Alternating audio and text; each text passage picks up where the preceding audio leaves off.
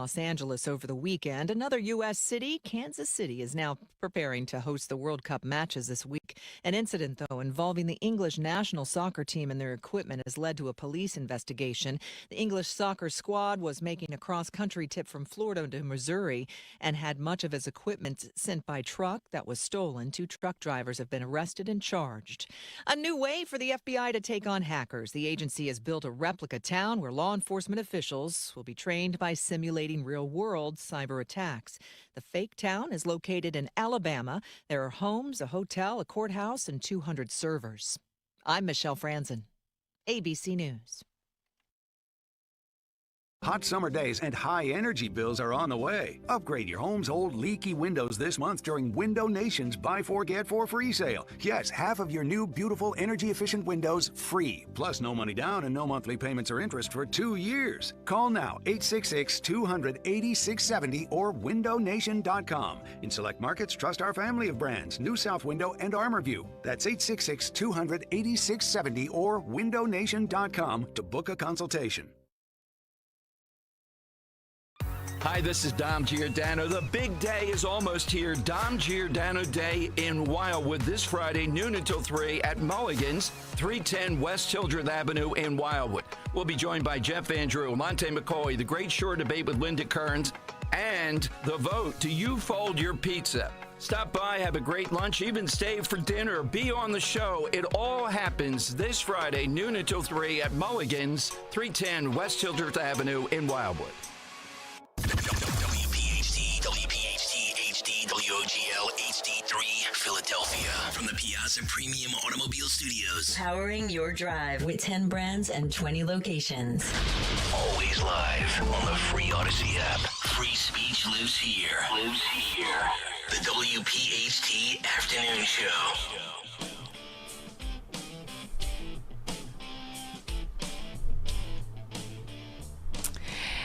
And welcome to the afternoon show. Hello. Here, let's try that again. Hello. Good afternoon. Welcome to the afternoon show here on 1210 WPHT. I'm Mary Walter. I get to sit in with you today, and I'll be with you on Friday as well. So my lucky day today and Friday. Super looking forward to it. Coming up later this hour, Shannon Anderson will be joining us. She is with Solar United Neighbors. We're going to talk about energy and data centers. They just defeated a big data center in South Jersey, and these are things that are popping up all over the place, and there's all things about it poisoning the ground underneath. You can't use it, and as soon as a good hailstorm comes by, you're done.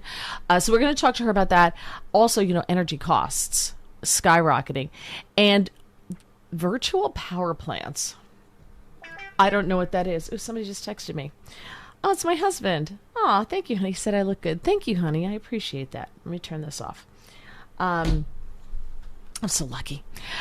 But what are virtual power plants? We're going to talk to her. Then next hour, Guy Shiraki's with us from Commonwealth Foundation, Broaden Liberty, and we're going to talk to him about a bunch of different things. I have so many things to talk to him about, including the big screw up in the Garden State about with the World Cup. Also, why Americans don't expect any of these spending programs that we have with the government to ever end. Like, how come they never end? Does that mean that they never solve the problem they're supposedly going to solve? Because that's what it sounds like. And I think it's a great question. And Graham Plattner and all sorts of stuff. Oh, and there was counter programming to the UFC thing last night. Did you see this? It was spectacularly awful, and therefore I actually wanted to watch that. And because we couldn't get the thing because you had to have what was it? Paramount. We don't have Paramount. We the only thing we have that we pay extra for is Netflix. That's it, because we have no time to watch all these shows. So that's it. If it's not on Netflix, we ain't watching it. That's the way it is. So but I just saw clips of it, and we'll share it with you. Oh, so good. Liberal singing is always the best. And in the last hour, Andrew Harding will be joining, and we're going to talk about agreement with President Trump, talking about that today as well. So there's a lot going on with that. A lot of moving parts. And I'm not getting any invested in this until it's done. I'm not getting invested in it. So that's just the way. No, I can't until I know exactly what's in it. Because some people are so sure they know what's in it. And you don't. So just stop. Just stop. You don't know what's in it. So we'll talk with Andrew about that, though. So, okay. I want to talk about the World Cup. Can we? Just a little tiny bit. So it's the first time the World Cup's been played in North America, in the U.S. particularly, in 30 years. And I didn't realize this. It's not just America. It's America, Canada, and Mexico that it's being played in, which I did not know that. So, okay. So it's in America, Canada, and Mexico. And so people are coming from all over the world and they're going to different places, right? And I've been so enjoying all of the videos from all the people, like the Scottish guys and all the people who are French guys. So there's a German guy, Freddie. We're all in love with Freddie. We're following Freddie everywhere. And they're just coming around. They are discovering America, and it's fantastic. I'm crooked, aren't I? Hold on. Crooked. Is that better? Is that better? Did that straighten me out? I hope so. Okay. So I love watching them. But here's the thing. I'm going to go through this. I'm going to go into some of this. And we're going to talk about what happened with, in New Jersey, etc. And I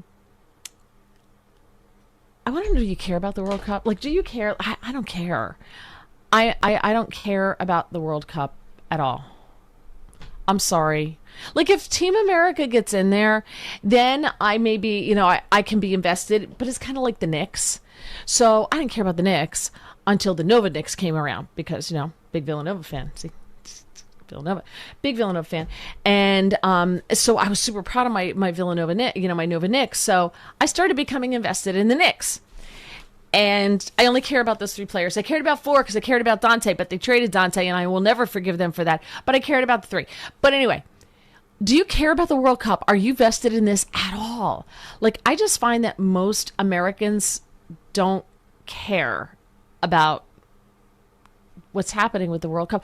Like, listen, there are people who are here who are recent immigrants who are really into it because they come from a soccer playing country and they get mad when you call it soccer, but you're in America, so that's what we call it. So get used to it. So do you care? 855-839-1210. Do you care about the World Cup? Like, are you following it? Are you watching it? They didn't even sell out the American game. Excuse me. They didn't even sell out the American game. Like, there were empty seats in the arena. So, I don't care. All right. But there's one thing that they don't like. Excuse me. I'm a little coffee. Hold on.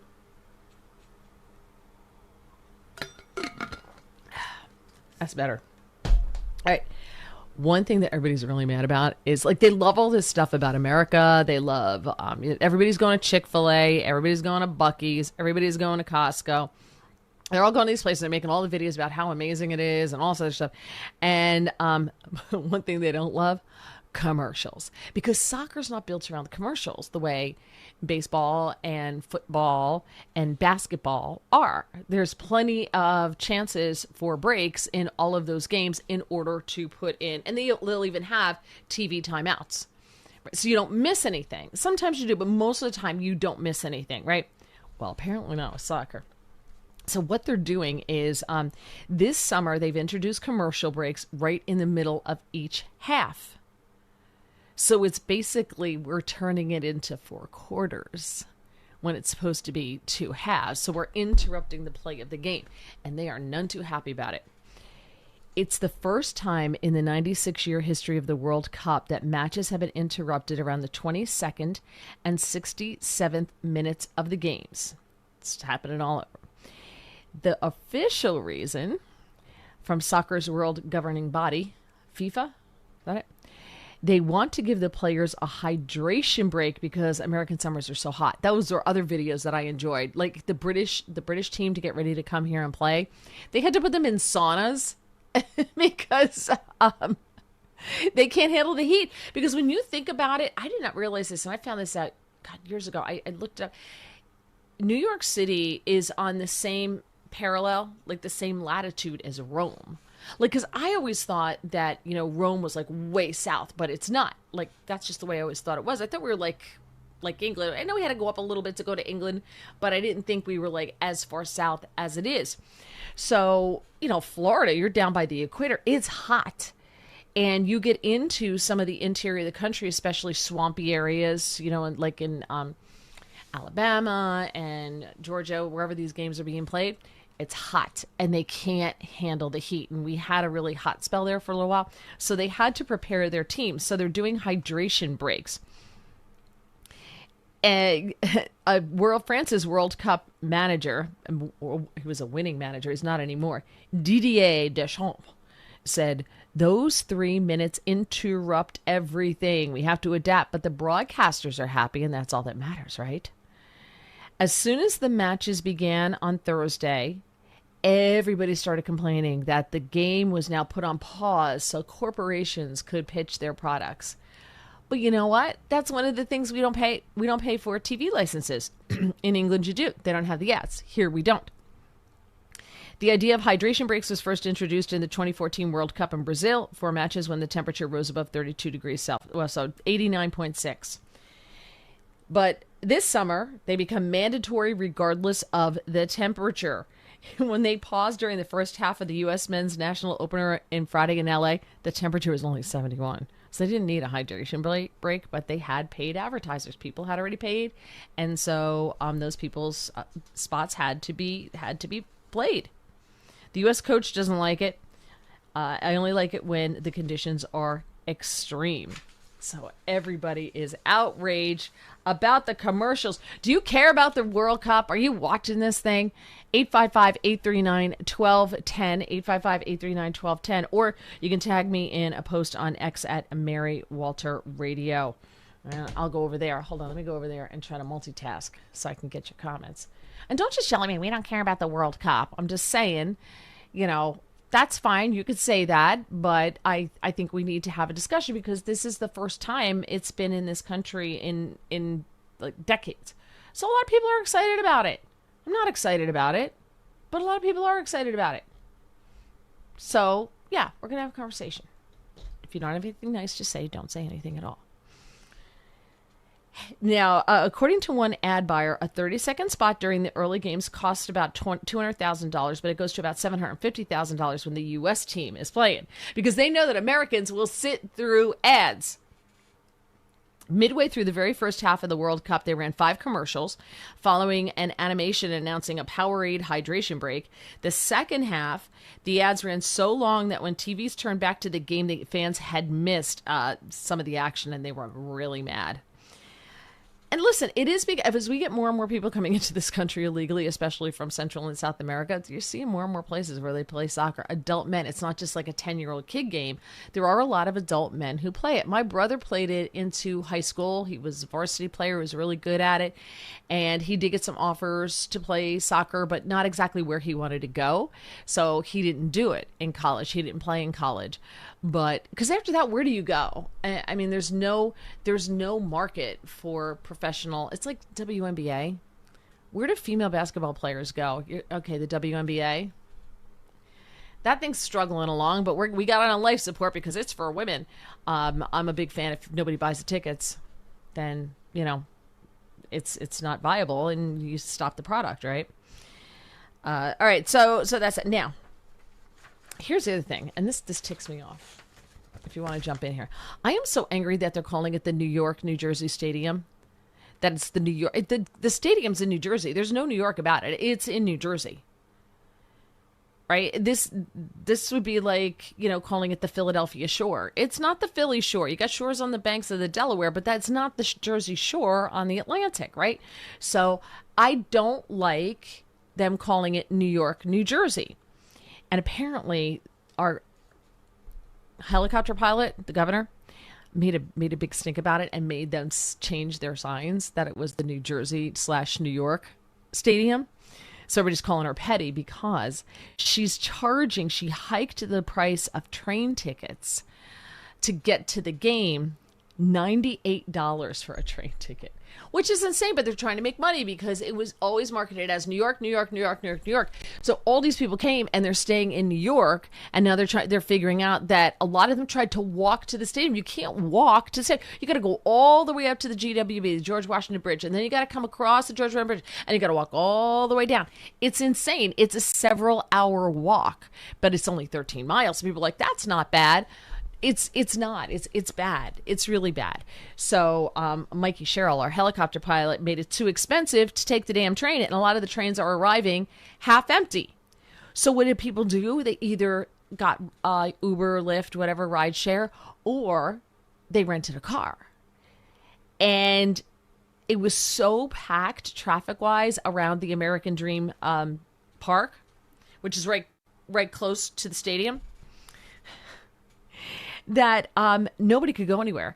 If you took a ride share, they couldn't get home until past midnight because the ride share guys couldn't get in to pick people up to take them out. And then once they got there, they couldn't get to the stadium. It was just a disaster. If you were traveling by bus, it was better. They got the New York, New Jersey host committee. Notice it's not New Jersey, New York host committee. Got all of the bus passengers off the site within 3 hours of the game ending. But still, 3 hours, the game ends at 8:30, and you have to sit there. And you're finally off by midnight. That's crazy. And one of the shuttle buses between New York City and the stadium was set on fire as they were celebrating the Knicks, because, that's what you do. You set things on fire. A source told the New York Post, a transportation planning source, that Mikey Sherrill, this is her problem. And maybe instead of being petty and demanding that the FIFA host committee pay to switch out all the stadium's signs so it says New Jersey before it says New York, which I got to tell you, this is one thing I actually like that she did. I actually like that she did that. Good for her. You finally did something. You finally stood up for something that didn't have anything to do with illegal immigrants. Yay. For all the tax dollars I pay in New Jersey, she finally did something. So I'm taking it as a win. This person went on to say, Cheryl should have made them bring down the cost of the crazy $98 train ticket that left thousands stranded after the game while they ran train cars that were half empty. And the governor urged everyone to take trains in for the matches, but apparently they did not. A lot of people looked for alternatives, but the parking was $225. But I guess if you put 4 people in a car, then it winds up being less expensive than it would for 4 people to take the train, right? So I think that's probably the thinking there as to why nobody took the train. So, all right. Coming up, we do have our guest. Shannon will be joining us just after the bottom of the hour. But there's so much to cover, so we're going to do some news coming up. We'll get into some news stories, and then we'll talk about energy and data centers and virtual power plants. I don't know what they are.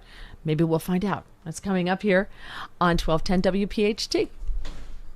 Reviewing life insurance on your to-do list? Now's the perfect time to add it. A friend recently told me that securing life insurance sooner rather than later can help you lock in lower rates for years to come. So I bumped this up on my list and got it done. I called SelectQuote and couldn't believe how easy and affordable life insurance is. I'm 40 and got a $500,000 policy for $16 a month. My husband's also 40 and his $500,000 policy was only $18 a month. Plus, with SelectQuote's same-day coverage, there was no medical exam required, and we were covered by the time we hung up. Knowing I have this checked off my list feels amazing, but the peace of mind knowing my family is protected feels even better. Call SelectQuote at 1-800-329-1010.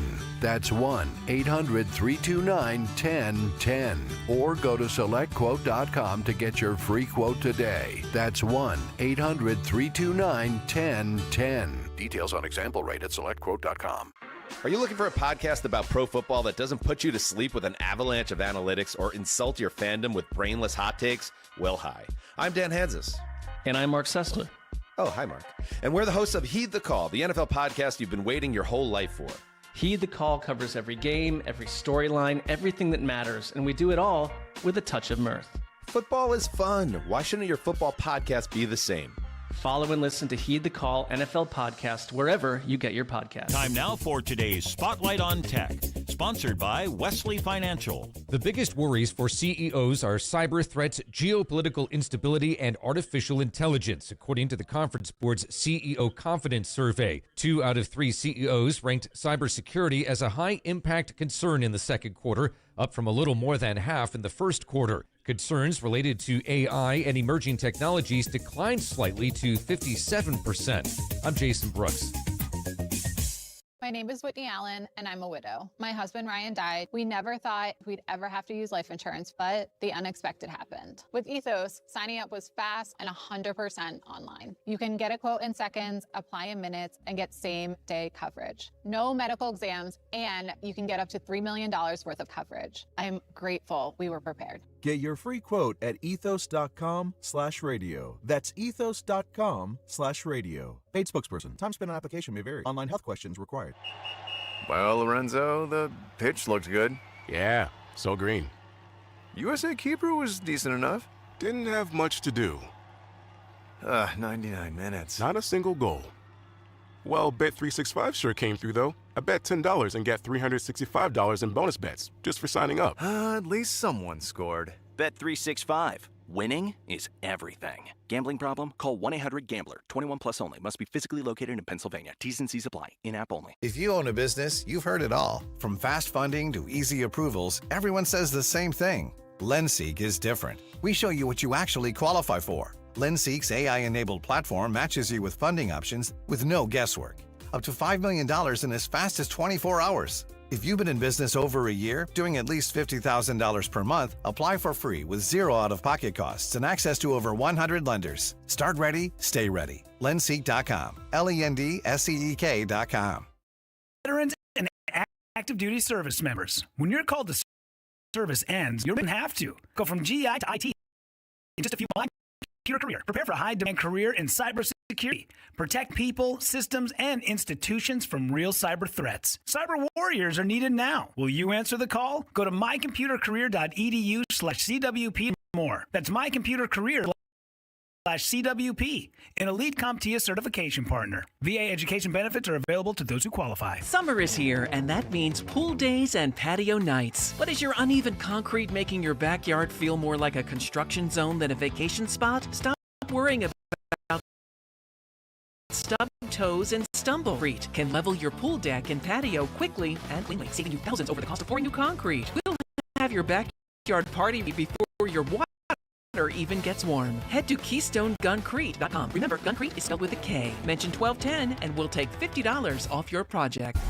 In Philadelphia, Chase is proud to root for the home team because they're our team too. We cheer from the bleachers and on the sidelines. We cheer for gymnasts and quarterbacks. And with more than 80 local Chase branches and 5,000 nationwide, we are right beside you, Philadelphia. Neighborhood bankers, digital tools, national strength. Chase, make more of what's yours. JP Morgan Chase Bank, N.A. member FDIC. Let me tell you something about insurance. When you sign your insurance policy, for some brokers, that's the finish line. Handshake, commission, done. Then you may not hear from them again until it's time for renewal. But your business runs all year, so do the gaps and the risk. So go to Supersure.com. If your company has more than 25 employees, whether you're the owner, CFO, or HR manager, it can be too complex to just go buy a policy online. Supersure is the super agency built for you, licensed in every state for your business insurance and employee benefits, all with year-round support for you and your team. At Supersure.com, you can access tools like fine print facts. It'll translate your current policy into plain English so you see what's covered and what's not. Plus a business value calculator so you can estimate what your business is worth so you know what actually needs protecting. Go to Supersure.com. One super agency, one powerful platform, all your policies in one place. Supersure.com. That's Supersure.com. Paid for by Supersure Insurance Agency, LLC, a licensed insurance agency. Epic parties start at Staples. Now you can grab Party City balloons, decorations, and tableware, plus matching custom invites, banners, and more right at Staples. That was easy. This is Edward James Olmos. Did you know that today 1 out of every 4 American kids is Hispanic? That means many of the future doctors, engineers, and entrepreneurs of our country can be your kids. We all know how hard it is for you to send them to college. This is why many support you. And the Hispanic Scholarship Fund helps you prepare, plan, and pay for your kids' college education. Learn more at hsf.net.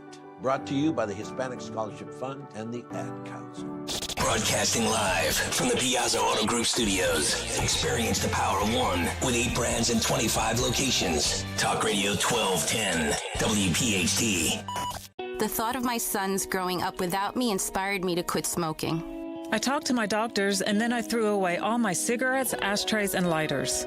I started exercising instead of smoking. Staying away from alcohol when I was first quitting was key. I kept on trying, learned something each time. Do whatever it takes. No matter how many times it takes. We did it, so can you. For free help, call 1-800-QUIT-NOW. A message from the U.S. Department of Health and Human Services and CDC. You can listen to Talk Radio 1210 WPHT on the iHeartRadio app.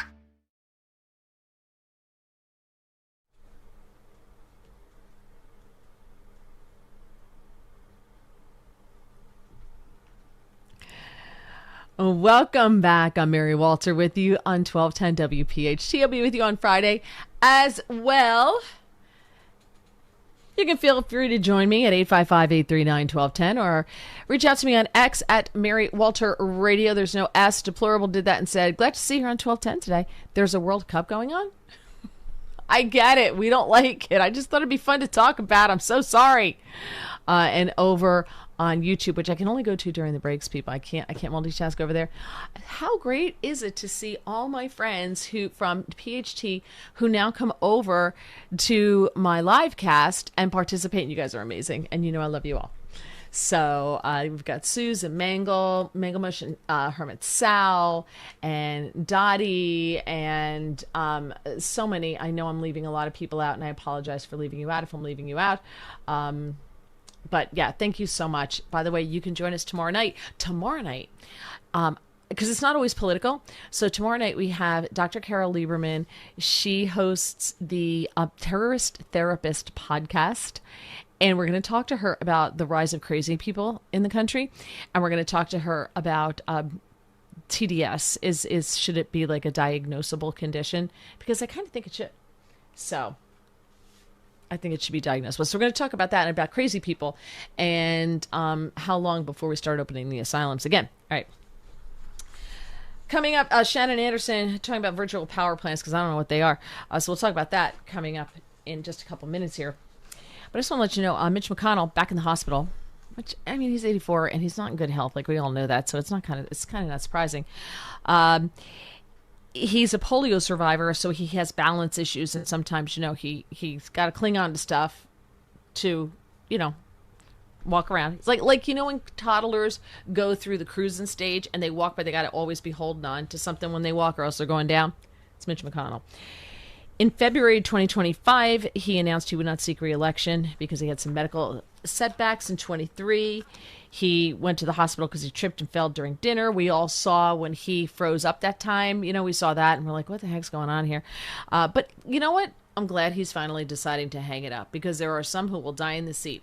Talking about you, Dianne Feinstein. There are some of them that will not leave. So he's only 84, though. He shouldn't be that old in Congress, in my humble opinion. We should have term limits. And if you think you're that great, you can get reelected. All right. Also in the news, former President Joe Biden's DOJ, we now know because the America First Legal Foundation, they did an analysis of new government documents that they obtained through FOIA requests. And of course, they couldn't get them during the Biden administration, but now they got them. And they found that the Biden's DOJ used federal law enforcement to target parents at school board meetings as potential threats. We all remember that. Remember, if you go to a school board meeting and you're a concerned parent, they were arresting people because you were considered a potential threat. Well, it turns out that a lot of people are not on board with this, and they warned the Biden administration, FBI officials, and the National Sheriff's Association. On October 4th, 2021, the day that the memo was released, FBI Deputy Assistant Director Jay Greenberg emailed the Office of the Deputy Attorney General, and he stated the FBI had, quote, some concern, and he requested additional time to engage before messaging before the messaging of the memo went out. All right. He also asked for help to find common ground we can all support on the situation. One top DOJ official wrote in an email, I don't think it's possible to state how strongly I object to this. It will completely and totally nuke our election threats efforts and will damage the reputation of the public integrity sector into the bargain. It's like they've affirmatively, so I think he meant there affirmatively, trying to make this thing not work and look political. if they do this, meaning the public integrity section, like they're trying to put that, they claim they were putting that into elections because we're going to keep elections, full of integrity. And he's saying, well, it looks like they're trying to make it not work and it's looking political. If they do this, they might as well rename the damn thing the Anti-MAGA Task Force, another official wrote. Then the National Sheriff's Association chimed in and they shared concerns. On October 8th, 2021, the National Sheriff's Association reached out to officials in the Associate Deputy Attorney General's office, and they stated that its sheriffs had not heard any concerns about threats to local school boards, and that it would be nice to have a heads up. So in other words, we haven't heard about any threats to school boards. What are you talking about here? And they were referencing internal emails that they obtained when they were told about this. Despite all of these concerns, saying, this doesn't look really right and we don't like this, Garland's memo was issued October 4th of 2021. And so the National Sheriff's Association had no heads up about this at all. The Attorney General Garland wrote, threats against public servants are not only illegal, they run counter to our nation's core values. They were trying to make MAGA people and parents seem like they're unhinged and they're a threat. That's what they were doing. They're controlling the narrative. Those who dedicate their time and energy to ensuring that our children receive a proper education in a safe environment deserve to be able to do their work without fear for their safety. The FBI enforced the memo, according to the America First Legal, and they established a new threat tag, EDU officials. So, everything we thought was true and was called a conspiracy theory and all that, it was true. We were right. Trump was right. And there's yet another one. But did Merrick Garland get a pardon? I don't know if he did or not. I don't know if he got a pardon. I'll have to look that up. All right. Joining us now, Shannon Anderson. Shannon is the director of Virtual Power Plant Policy at Solar United Neighbors. Shannon, welcome to the show. It's good to talk to you. Thanks for joining me. Yeah, thanks so much for having me. Absolutely. So I'm so interested in this. So you are a virtual power plant policy director. I don't even know what a virtual power plant is, let alone they had policies. So what is a virtual power plant? Yeah, it's a great question, and you are not alone as not knowing what these things are. So, it's essentially virtual power plants solve the problem that everyone's facing these days with higher electricity bills. So our system is really built to be inefficient in that, we have to have generation resources available on demand for times, when the power demand is the highest. And those times of the year are actually relatively infrequent. And so what a virtual power plant does is there's two parts to it. There's the virtual part, which is connecting resources around the state through technology.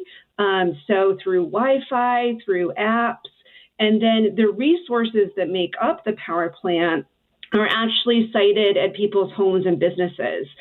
So they are available right now on people's, roofs, in their garages, in their basements, in their living rooms. So resources like battery storage, like electric vehicle charging infrastructure, smart thermostats. Over 800 megawatts of these resources are around Pennsylvania right now.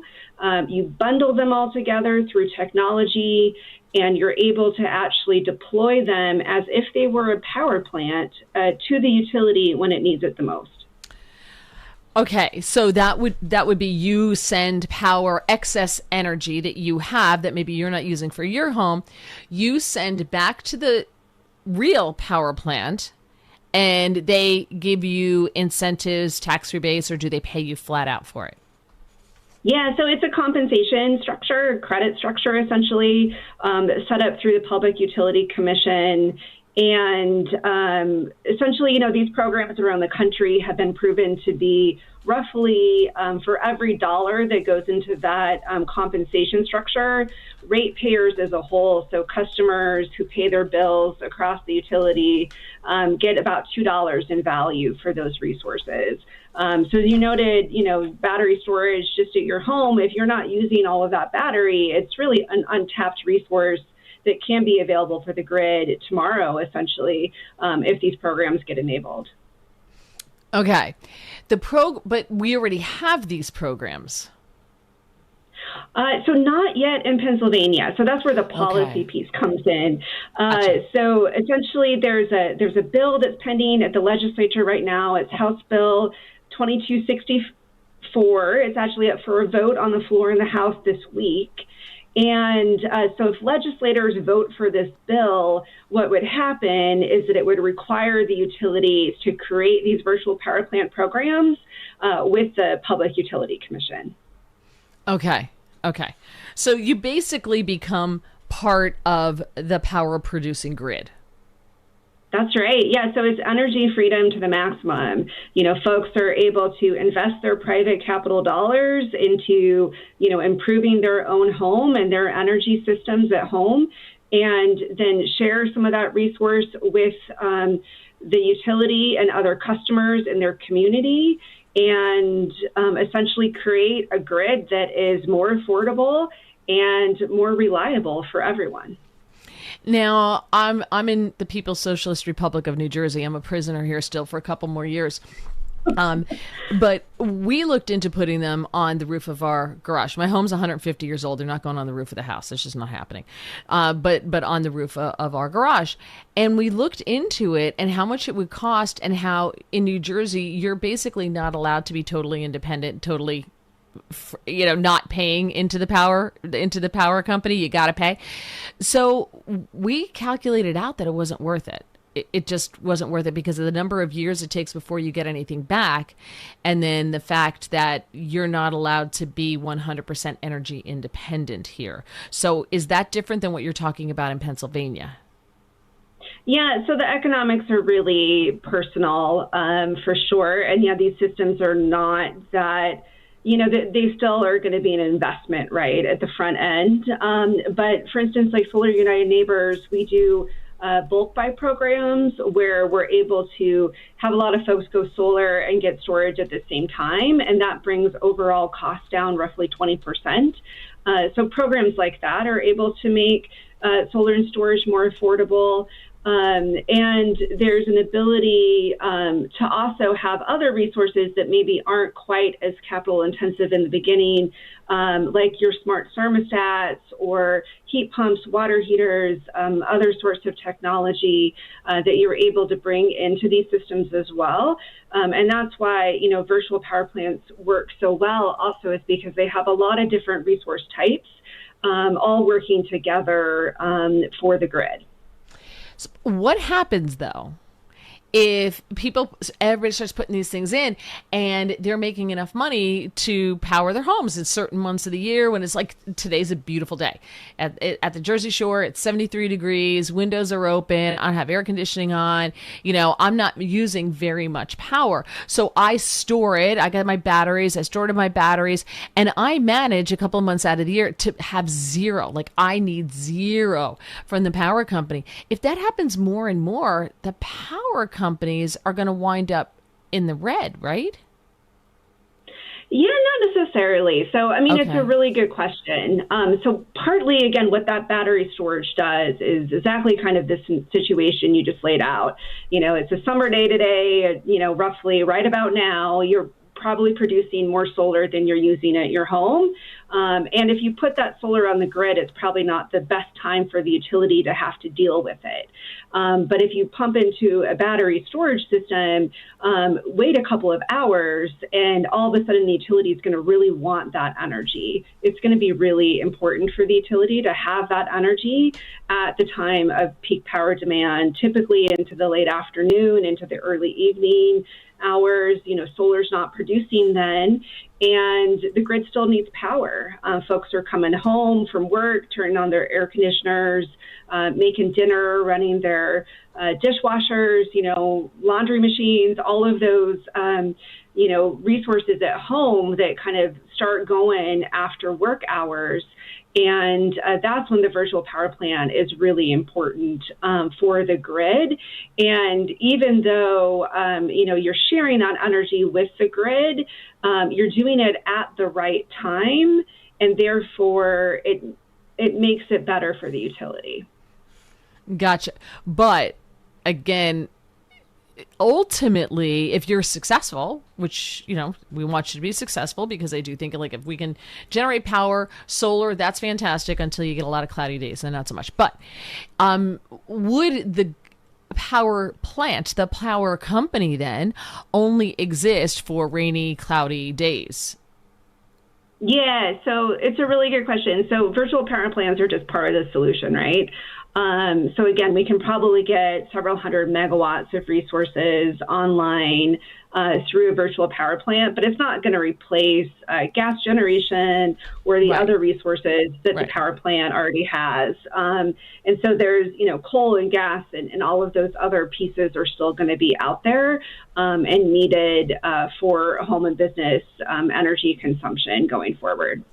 So, all right, so let's talk about businesses and let's talk about these big data centers, right? These big data centers that are going in, and they just defeated one in South Jersey. The locals came out and they're like, hell no. They seem to be cropping up everywhere. They're not very appealing. They're just a huge box that they put up, and they suck up a ton of power. How would that affect people who maybe, how does that affect my bill, number one? Or can they generate their own power? Yeah, so there's two questions there. So the first question really that you're asking is, whether or not data centers are driving up bills. And the answer to that is definitely yes. They are large consumers of power, and they're forcing utilities to buy more power to serve that load. And then that spreads out costs onto everyone, including people that aren't even involved in data centers at all, right? Just, you at your home have no connection to this data center. You're going to be paying part of that for that data center because of the capital infrastructure needed to serve that data center. So virtual power plants are definitely a solution for this to some degree. When you get those megawatts from homes and businesses online, you get them online quickly, and the utility doesn't have to actually build those new resources because customer private investment is putting them online. And so they're available for the utility to use, they're available for data centers to use. And data centers actually more and more across the country are even looking to actually maybe even install customer storage and other resources, so to help fund like community programs that install storage at people's homes and businesses. So that way there's just more capacity of energy available on the grid for them because they need those megawatts and they need them right away. And there's just not enough power available for them right now. So it is possible then, like they could just put all solar panels on their roof, right? And they could really make a lot of the power that they need themselves. Yeah, there's quite a bit of like on-site energy production at the data center level. More and more data centers are doing that. But data centers also have to draw generally energy from the grid. And so they are power consumers as well. And that's when it's really important to kind of integrate different strategies like virtual power plants, which are, a market-based program that's able to provide additional capacity exactly, again, when we need it the most. Now, one last question and then we'll go. But I see these big like solar fields, just solar. Is it true that when birds fly over them, they can roast? There's a lot of misinformation out there about solar, and this is certainly one of those pieces of misinformation that's out there. But I would just say too, virtual power plants, again, they're using solar and storage at people's homes and businesses. So these are like smaller systems, and there's systems that are, going to not take up that farmland or that greenfield development. These are, the right places for solar and storage too. But I have solar in my roof, and birds interact with my solar system. There's never been a problem. So so the idea is basically, let's put a bow on this. The idea is basically, if we had more homes, garages, whatever it is, that had solar panels on their roofs, we wouldn't need the big solar farms.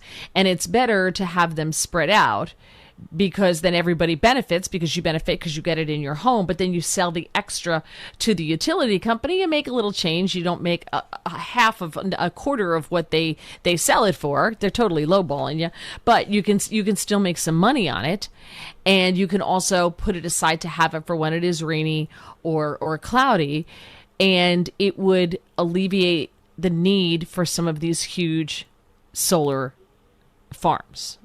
Is that the bow that we're putting on this? Right. That's exactly right. Yeah, so it's energy democracy, energy freedom at its finest. Yep. Yeah, love it. All right. Well, like I said, it's not going on the roof of my 150-year-old home, though. So that's where I draw the line. I'm sorry. Although I have seen there's like shingles now that are like solar panels. It's not like the big things. Mm-hmm. They have like shingles now. Yeah. There's, the technology is really improving all the time. So yeah, don't give up yet. You never know what's going to come around in a couple of months. So, yep. All right. Yeah. Well, it's always changing. The technology is always changing. Shannon Anderson, where can people find you?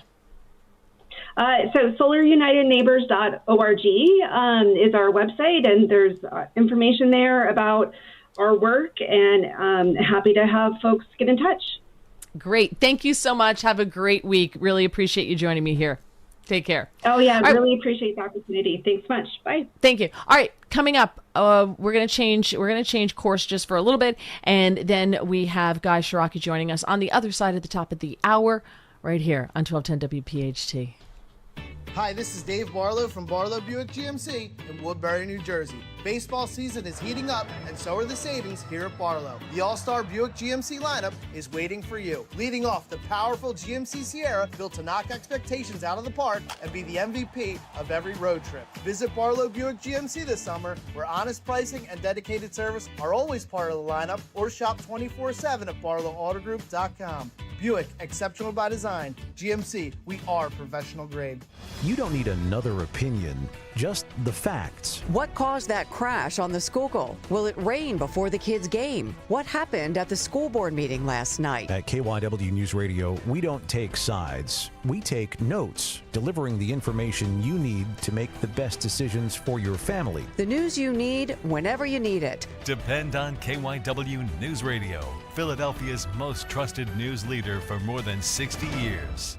Air conditioner, oh air conditioner, will you make it through the summer? If you don't, it'll be a bummer. Start your spring off right. We got huge rebates if that budget's tight. This is Jonathan Cans, and I am not a poet. I am, however, the third-generation owner of Marvin E. Cans Heating and Air Conditioning. We are the mainline's oldest family-owned HVAC company, and we are not private equity-owned. But we are experts in rebates, big ones. And right now, there are up to $2,300 in rebates available. Contact us at marvinecans.com. That's marvinekanze.com.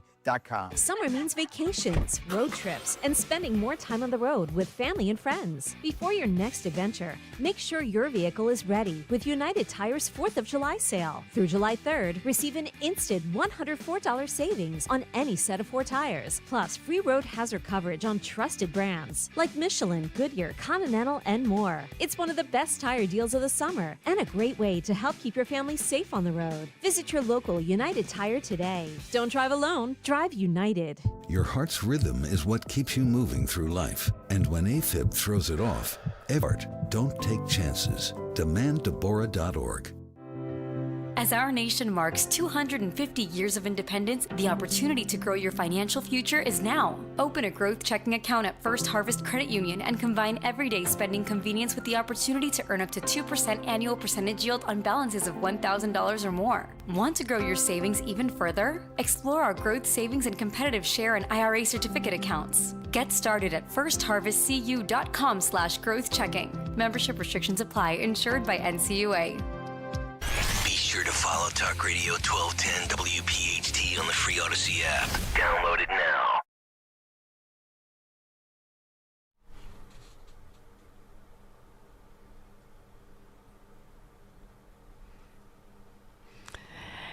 Welcome back. How you doing?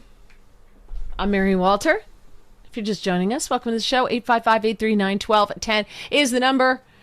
And Sal says over on X, he said, in the socialist state of New York, the New York State Utilities Commission always tends to permit Con Ed to raise rates despite Comrade Governor Hochul claiming she's working to lower rates. Well, she's working on it. She just hasn't gotten there yet, but she's working on it. Don't worry. Hang tight. She'll get to it. It's going to happen. All right. I have to play this, okay? So there was counter programming yesterday during the UFC fight, and it was called Rise Up, Sing Out. It was a concert in celebration of the First Amendment, and it's all liberals singing. So you know that this is going to be fantastic, right? So this is Bette Midler singing that oldie, an oldie but a goodie. Fascists are bound to lose. Hit it, Bette. Oh, you fascists bound to lose. You're bound to lose. You fascists bound to lose. Hey there, all you fascists. Let me put you straight. When you come for the rest of us, we'll fight you at the gate and you will lose. You fascists bound to lose. I don't even know where this was held. I renamed this. I don't call it Rise Up, Sing Out. I just call it Mental Illness, the musical. That's how I've just been referring to it. Because they're they've set their mental illness, their TDS, the woke mind virus to music. And this is we got. And that was like a cute little ditty there, right there. That was like square dancing music. All right. And here's great. This is fantastic. Robert De Niro, always classy. He puts his he has displayed his mental illness as well because he's got to be there because he hates Trump so much and the man is so far gone. Here's Robert De Niro from the Rise Up, Sing Out concert in celebration of the First Amendment. Even speech I don't like, and there's plenty of that around. So when I hear something I don't like, I use my own free speech to respond.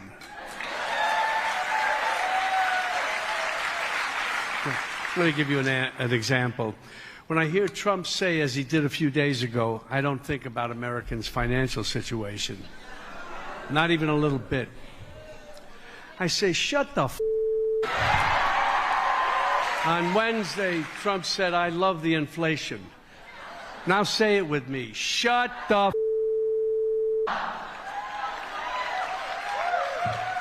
Trump said he won the 2020 election. Ready? Shut the f***. Try this at home. Your young kids will especially enjoy it. It's so funny because they just think that by swearing, it makes them tough. You know, we're fighters. Like they're the least likely to win a fight out of all people. Like hand-to-hand combat, I could beat Robert De Niro because I grew up with all brothers, so I fight dirty. But I could beat Robert De Niro. He's like 3 feet tall, first of all. And they have no idea. Democrats are so lost, and they have no idea what makes someone or something alpha or manly or anything along those lines. And they just beclown themselves at every turn. On the upside, I love it. I am here for every second of it. I love it. I'm going to become an alcoholic because I keep toasting to their mental illness. All right, coming up. Guy is coming up. Writer for Broad and Liberty. I have so many questions to ask him. He's got some great pieces out that we're going to talk about. You can find him on X at PA Suburbs Guy. That is next here on 1210 WPHT. Finding great candidates to hire can be like, well, trying to find a needle in a haystack. Sure, you can post your job to some job board, but then all you can do is hope the right person comes along. Which is why you should try ZipRecruiter for free at ZipRecruiter.com/free. ZipRecruiter doesn't depend on candidates finding you. It finds them for you. Its powerful technology identifies people with the right experience and actively invites them to apply to your job. You get qualified candidates fast. So while other companies might deliver a lot of hay, ZipRecruiter finds you what you're looking for.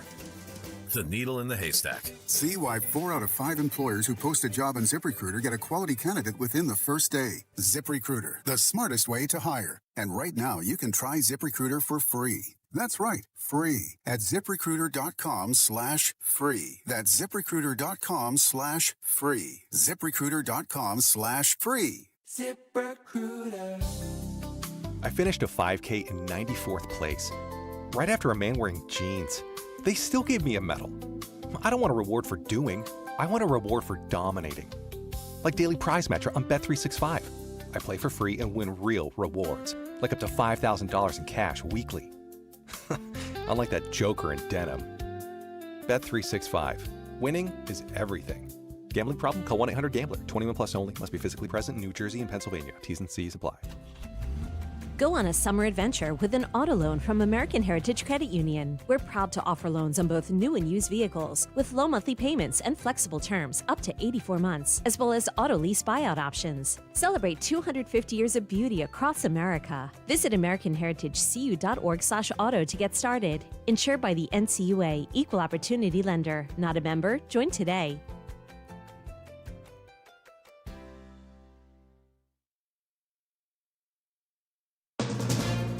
From ABC News, I'm Michelle Franzen. In the French Alps, President Trump is meeting with world leaders for the start of the G7 summit. Earlier, the president told reporters he thinks terms of a deal between the U.S. and Iran will be finalized later this week. The deal's all signed, and the strait is already partially opened. As you know, they're doing a little hunting for a couple of mines that they've already found. But it's essentially ships are starting to go out. Now, on Friday, it'll be completely open. The U.S. Navy today issuing a maritime advisory to ships saying the U.S. blockade of Iranian ports will remain in effect until an agreement is formally complete. Prices for a barrel of crude began to drop today on word of a deal, and in the U.S., gas prices also dipping below $4 a gallon.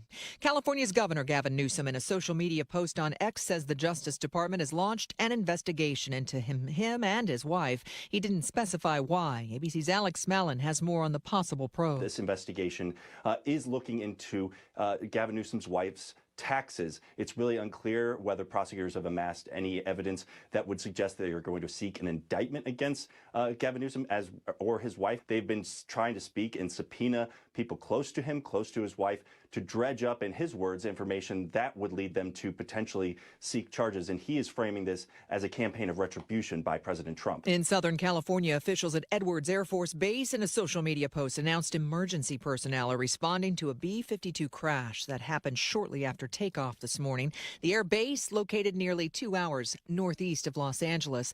The Air Force and NASA conduct test flights of new and developmental aircraft there.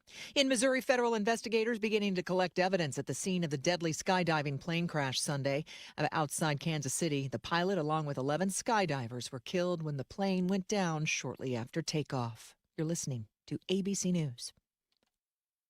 Hot summer days and high energy bills are on the way. Upgrade your home's old leaky windows this month during Window Nation's Buy 4 Get 4 free sale. Yes, half of your new beautiful energy efficient windows free. Plus no money down and no monthly payments or interest for 2 years. Call now 866-200-8670 or windownation.com. In select markets, trust our family of brands, New South Window and ArmorView. That's 866-200-8670 or windownation.com to book a consultation.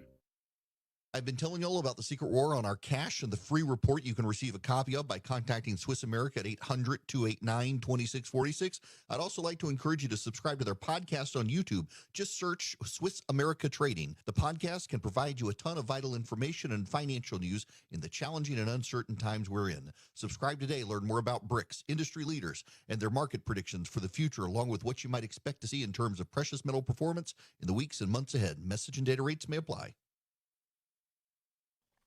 The New York Knicks riding high following Saturday's NBA championship win against the San Antonio Spurs. It is the first time in over 50 years the Knicks have held the title. New York City's mayor, Zoran Mamdani, announcing that the Knicks will be honored with a ticker tape parade this Thursday.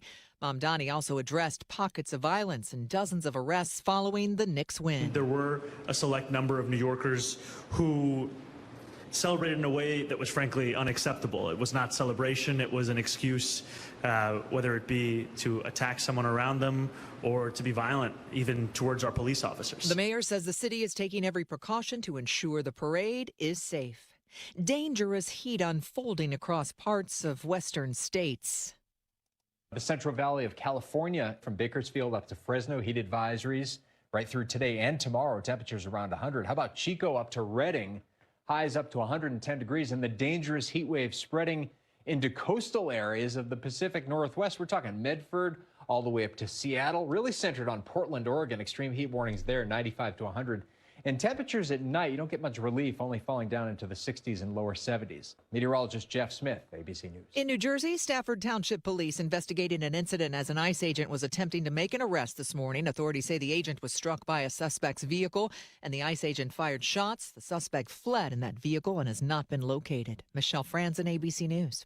Hot summer days and high energy bills are on the way. Upgrade your home's old leaky windows this month during Window Nation's Buy 4 Get 4 free sale. Yes, half of your new beautiful energy efficient windows free. Plus no money down and no monthly payments or interest for 2 years. Call now 866-200-8670 or windownation.com. In select markets, trust our family of brands, New South Window and ArmorView. That's 866-200-8670 or windownation.com to book a consultation.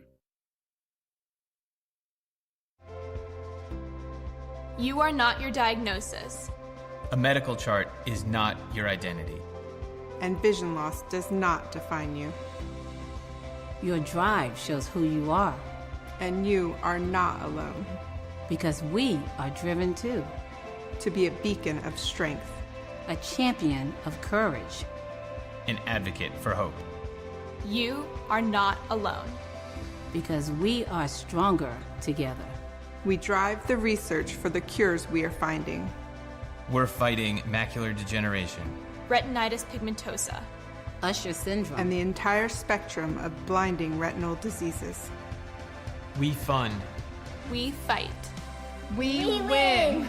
We are the foundation fighting blindness. Together, we are fighting blindness. Join the fight at fightingblindness.org.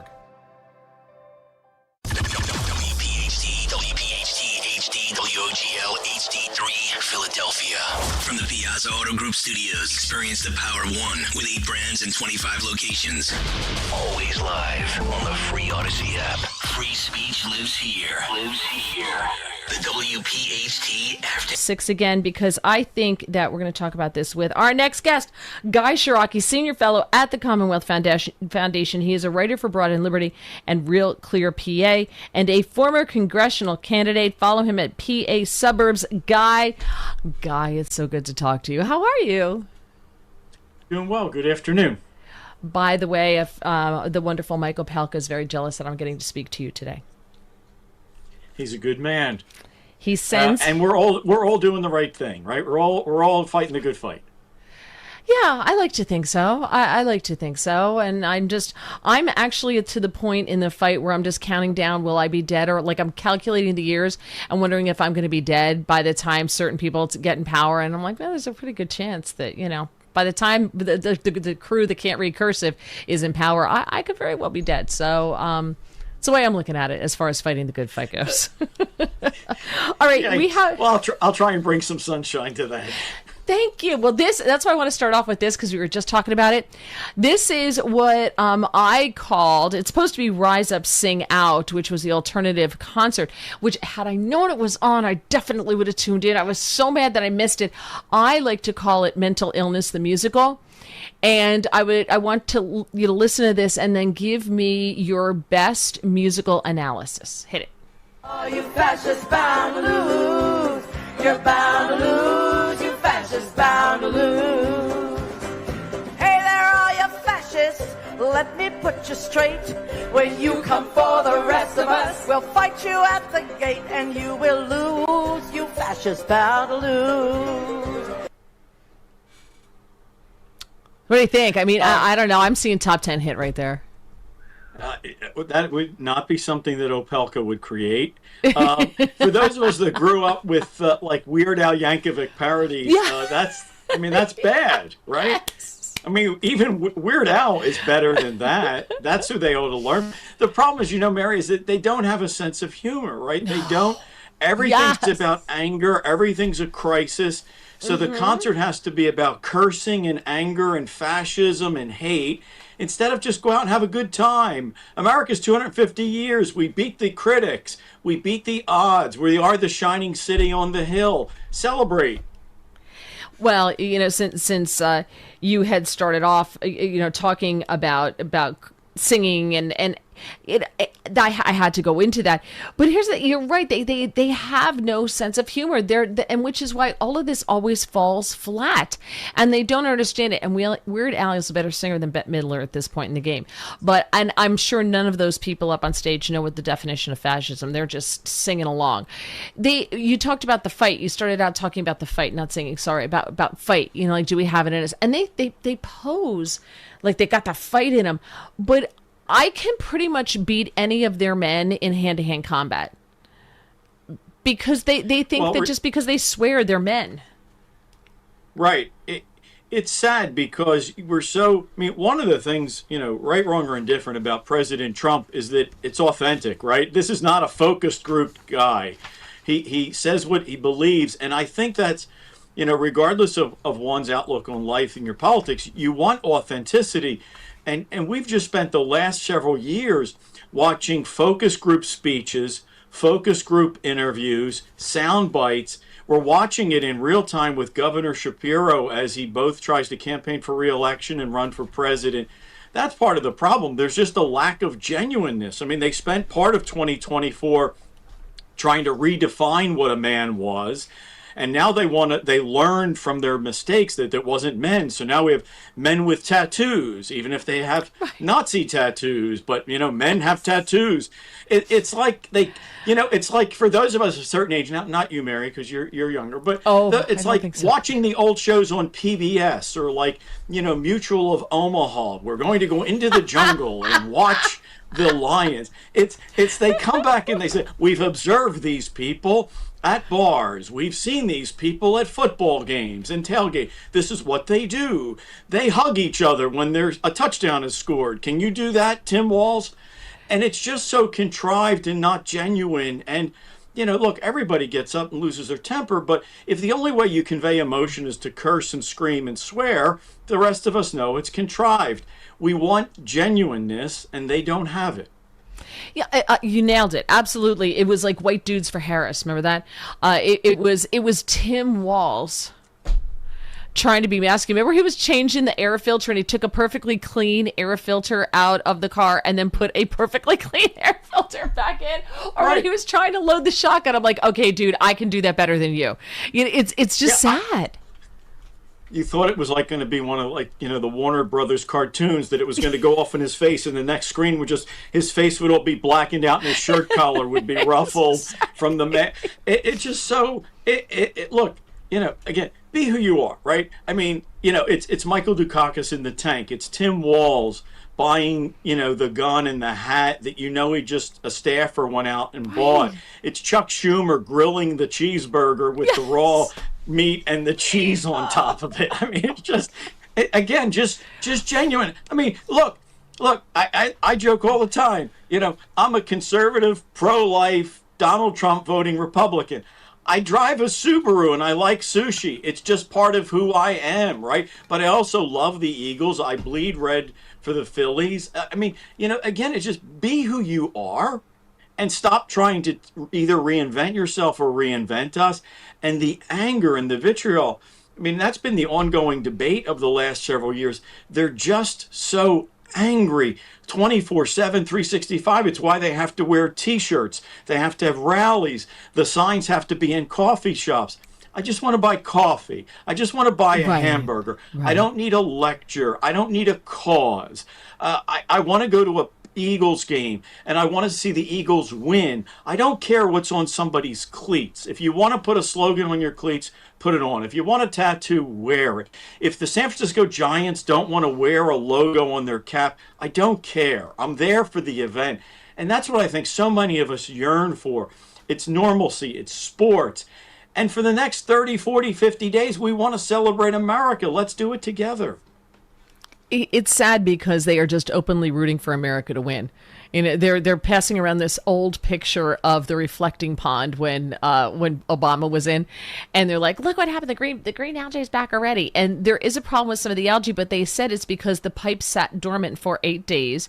So as it comes out of the pipes, they're cleaning it up, and they have these nano sprinklers or whatever underneath that's gonna keep the. But they just want America to lose so badly because their hatred for Donald Trump is so strong. So we're going to go off on a little bit of tangent here, but I want to ask you, so because I've been asking this question of myself, so I'm like, well, okay, so how long does this mental illness go? I mean, Donald Trump drove them, and the Democrats really, and their rhetoric drove them to this hatred of Donald Trump, which has now gotten them to the point where they're openly celebrating assassinations of people on the right, and they're also hoping for an assassination of Donald Trump, and they're hoping for the downfall, they're rooting for the downfall of America. So when does that end? Does that stop when Trump's no longer in office? Because I don't think it does. No, I don't think it does. And I've had this conversation with other hosts. I've had it in some of the television shows I do. Sometimes you get this sort of almost wistful, well, this will all end in 2028. And I said, not really, because look, to me, Mary, the President Trump candidacy, his success in his reelection is because it's been the response. President Trump has been the response for us, for the crowd that said, defund the police. There are 58,000 different genders. You can change your gender at any time. We should have social promotion in schools. There should be fuzzy and furry kids. The state knows more than parents. We should defund the police. We should open the borders. America shouldn't do anything militarily unless France tells us it's okay. Look, the Trump presidency largely just said, no, stop this nonsense. Look, President Trump said it in the State of the Union. If a president a decade or two ago talked about multiple genders and defunding the police and opening the border, nobody in the audience, no one of any party would have clapped. They would have booed him. So I don't think this goes away. Look, they're angry at Trump because Trump embodied all of us saying no, all of us saying enough. All of us said, stop using our kids as political tools in school. Stop giving everybody a trophy. Stop social promotion in schools. Stop talking about socialism. So, you know, I've said, I'll say to you, I've said it on different programs. This ends when the madness ends. Bring me back my father's Democratic Party, where we all wanted to fight terrorism. We all wanted to secure the border. We all wanted to support police officers. We all knew that communism and socialism was evil, not just wrong, evil. Then we can debate at the edges about how big a school voucher could be or how long the prison sentence should be. But if we don't have some fundamental beliefs in the values, so this doesn't go away because they've challenged our fundamental values. They've told us that George Washington's a racist that we should hate at the very moment we should be celebrating him. So where did this all go wrong? I think when President and Mrs. Obama said we are going to radically transform the United States of America, and everybody thought it was a throwaway line and applauded at the Democratic Convention in 2008 as he accepted in front of like Colosseum-like columns as he was changing the world. I think he said it out loud and we didn't listen. Never before had a Democratic or Republican candidate for president said, my job is to fundamentally transform the United States of America. It was to fight a war on poverty. It was to fight fascism. It was to lift up the unfortunate. It was to explore the West. It was to grow the economy. No one said it. So I think that was the beginning, and I think we misunderstood how serious they were and how that radically moved the goalposts. We no longer talked about tax rates. We now talk about socialism. We no longer talk about, we used to say foreign policy ended at our border. Now it doesn't. Democratic leaders go to Europe to tell Europeans that President Trump is wrong. Democratic leaders talk to Putin, or they choose to talk to Zelensky to tell them that Donald Trump is wrong. That was never part of America. We were in this together, and our fights were behind closed doors. Look, the good old days weren't always good. There was the swamp, and sometimes when the parties get along, the insiders take care of themselves. I know that. But this idea that America's wrong and needed to be transformed, that's the fundamental fight today. I think Americans are basically good, and America's basically good and needs to be improved always. But it's not that we're fundamentally flawed or that America needs to be torn down. The other side think we need to tear it down and start over. That's the only reason you talk about socialism or anything like that. So the reason I asked that question is yesterday I was folding laundry, and I had on Same Time Last Year on CCM with Alan Alda and Ellen Burstyn, right? And it was, I saw a little bit of the part where she was pregnant, which I thought was hilarious because I've seen this movie before. And then they go into, I guess it's the 70s maybe. And she shows up and she's got the leather fringe jacket on and she's all hippied out and all, you know, the suede boots and all stuff. And she's like, "Why are you so uptight, man?" And he's like, why are you dressed like an Indian? Right. And he was in a nice suit. He looked so handsome. He looked fantastic, which that's all back now, of course. But it was so interesting because she got in a fight with him and said she was leaving because he voted for Goldwater. You voted for him? I can't believe it. You know, like, and I thought, oh my gosh, as I was watching, I'm like, this is playing out today. So I kind of look back at the hippies of the 60s, the Bernie Sanders, all those people who were hanging out in Haight-Ashbury who hated the man, who then became the man, and now all of a sudden they're all for the man. It's just that they haven't changed their hairstyles since 1967. Look, I think you're onto it. I think there's a lot to that generation that has been radicalized. And now that they control K-12 education, they control higher education, they control a lot of the media, they want to use the people who preached about free speech and not wanting, they held rallies because they wanted to make sure their voice was heard, now have decided they're right and they don't want to hear other voices. Yeah. They don't want school choice because parents might send their kids to other schools where they won't be indoctrinated. I mean, look, it is the 60s, it's that generation, but I also think, along with everything you said, it's that we turned over our education and media to that generation who have now educated the teachers of today, who now educate our children. They terrify our children. The planet is melting. You can't trust your parents. You know, you shouldn't believe in God. You shouldn't practice a faith. And you know what? Cumulatively, what that does to a society, when you say that the founding of the nation was wrong, you shouldn't believe in God, you can't trust your parents, the planet is melting, capitalism is out, you leave 13-year-olds frightened, and then they become 26-year-olds, and then they become 40-year-olds, and all because that generation, they got control of the levers of power. And all of a sudden, true liberalism, true freedom, true liberty was squashed in favor of their right, we're wrong. And that's why this is we're part of the response. We're now part of this, because we truly believe in a free debate, we win. In free elections, we win. In honest elections, we win. Give parents choice and our kids win. Yeah, no, 100%. We're going to take a quick break because I could talk to you about so much. And we're going to come back more with Guy Shiraki. We're going to come back. I want to talk about a question that you ask in your piece, Money, Money, Money, that is so profound. And I'm totally stealing it and going to be asking that question. I think we all need to steal it and ask the question that you ask in this piece because no one's asking it. And so it's up to us to do it when we have encounters with people. I think we should be asking our politicians this question. We will tell you what that is coming up on 1210 WPHT.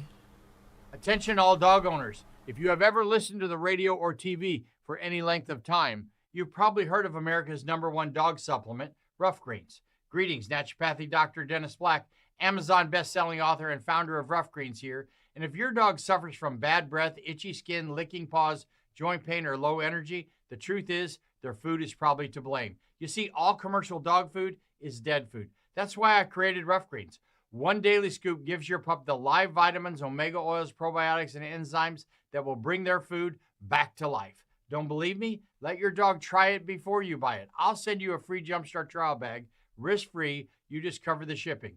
Go to roughgreens.com. That's ruffgreens.com. Use discount code NEWS. Don't wait. Give your dog the gift of vibrant health. Order now. It'll be at your house in a few days. Go to roughgreens.com. That's ruffgreens.com. Discount code NEWS for your free Jumpstart trial bag today. Rough Green. We make any dog food better. Babbel proudly presents The Bookstore Bungle.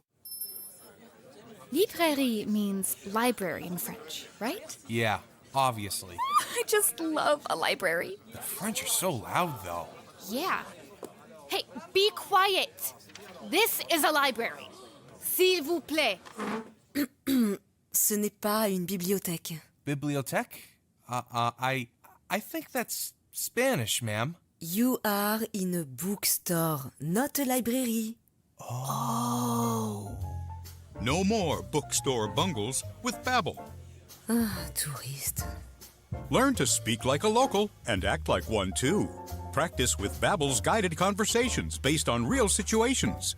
Get up to 50% off on your Babbel subscription when you sign up at Babbel.com. That's Babbel.com to get up to 50% off. BABBEL.com. In the military, the mission was clear. You knew what to do. Now, the mission has changed. Stepping into civilian life isn't about finding a job. It's finding your purpose. I wanted a career that would leverage the skills and discipline I gained in the military. IT just felt right. My Computer Career offers class schedules that fit into your life and skills in high demand. Put your VA benefits to work. Visit mycomputercareer.edu/CWP to jumpstart your IT career today. An elite CompTIA certification partner. Financial aid is available to those who qualify, including VA benefits. If you own a small business, the pressure never lets up. Something's always coming at you. That's why business owners turn to LendSeek for funding. I don't need promises. I need options. LendSeek's AI platform showed me real funding choices. Now I can cover payroll, handle taxes, and go after growth opportunities without the daily stress. Up to $5 million with funding in as fast as 24 hours. No upfront costs. No prepayment penalties. Start ready, stay ready. LendSeek.com. LENDSEEK.com. Time now for today's Spotlight on Tech, sponsored by Ethos. The biggest worries for CEOs are cyber threats, geopolitical instability, and artificial intelligence, according to the Conference Board's CEO Confidence Survey. 2 out of 3 CEOs ranked cybersecurity as a high-impact concern in the second quarter, up from a little more than half in the first quarter. Concerns related to AI and emerging technologies declined slightly to 57%. I'm Jason Brooks. Wesley Financial Group is not a law firm, and Chuck McDowell definitely not an attorney. This is Chuck. If someone talked you into buying something really silly and you want to get out of that silly little thing, my advice, get the facts. Call me and I'll send you our timeshare exit kit absolutely free. Inside, you'll learn how timeshare works and all your options for cancellation. Call Wesley now for your free timeshare exit information kit. 800-384-9393. That's 800-384-9393. My name is Whitney Allen, and I'm a widow. My husband, Ryan, died. We never thought we'd ever have to use life insurance, but the unexpected happened. With Ethos, signing up was fast and 100% online. You can get a quote in seconds, apply in minutes, and get same-day coverage. No medical exams, and you can get up to $3 million worth of coverage. I'm grateful we were prepared. Get your free quote at ethos.com/radio. That's ethos.com/radio. Paid spokesperson. Time spent on application may vary. Online health questions required. Are you having trouble hearing? Hearing loss can devastate the quality of your life. Now, there's an affordable fix for you or your loved one. Rated the best hearing aids of 2026 by Forbes Health, Audion Hearing has the highest quality hearing aids at the lowest prices, starting at just $98 a pair. I actually like them better than my old $5,000 hearing aids. I could not believe how my hearing and life changed. Join over 1 million happy customers by going to audionhearing.com. That's AUDIEN hearing.com. Tune in to the Crash Proof Retirement Show Saturdays at 11 a.m. to hear Joanne Small-Canella and Tracy Stillman. The Crash Proof Retirement Show, Saturday mornings at 11 on Talk Radio 1210 WPHT. Now back to the Piazza Premium Automobile Studios. Powering your drive with 10 brands and 20 locations. This is Talk Radio 1210 WPHT.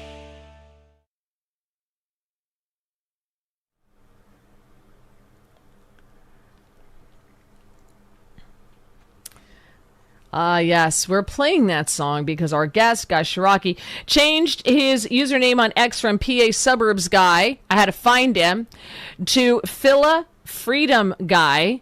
And I noticed, Guy, that you have had 5 username changes since April. So are you trying to have no one find you? Is that what's going on?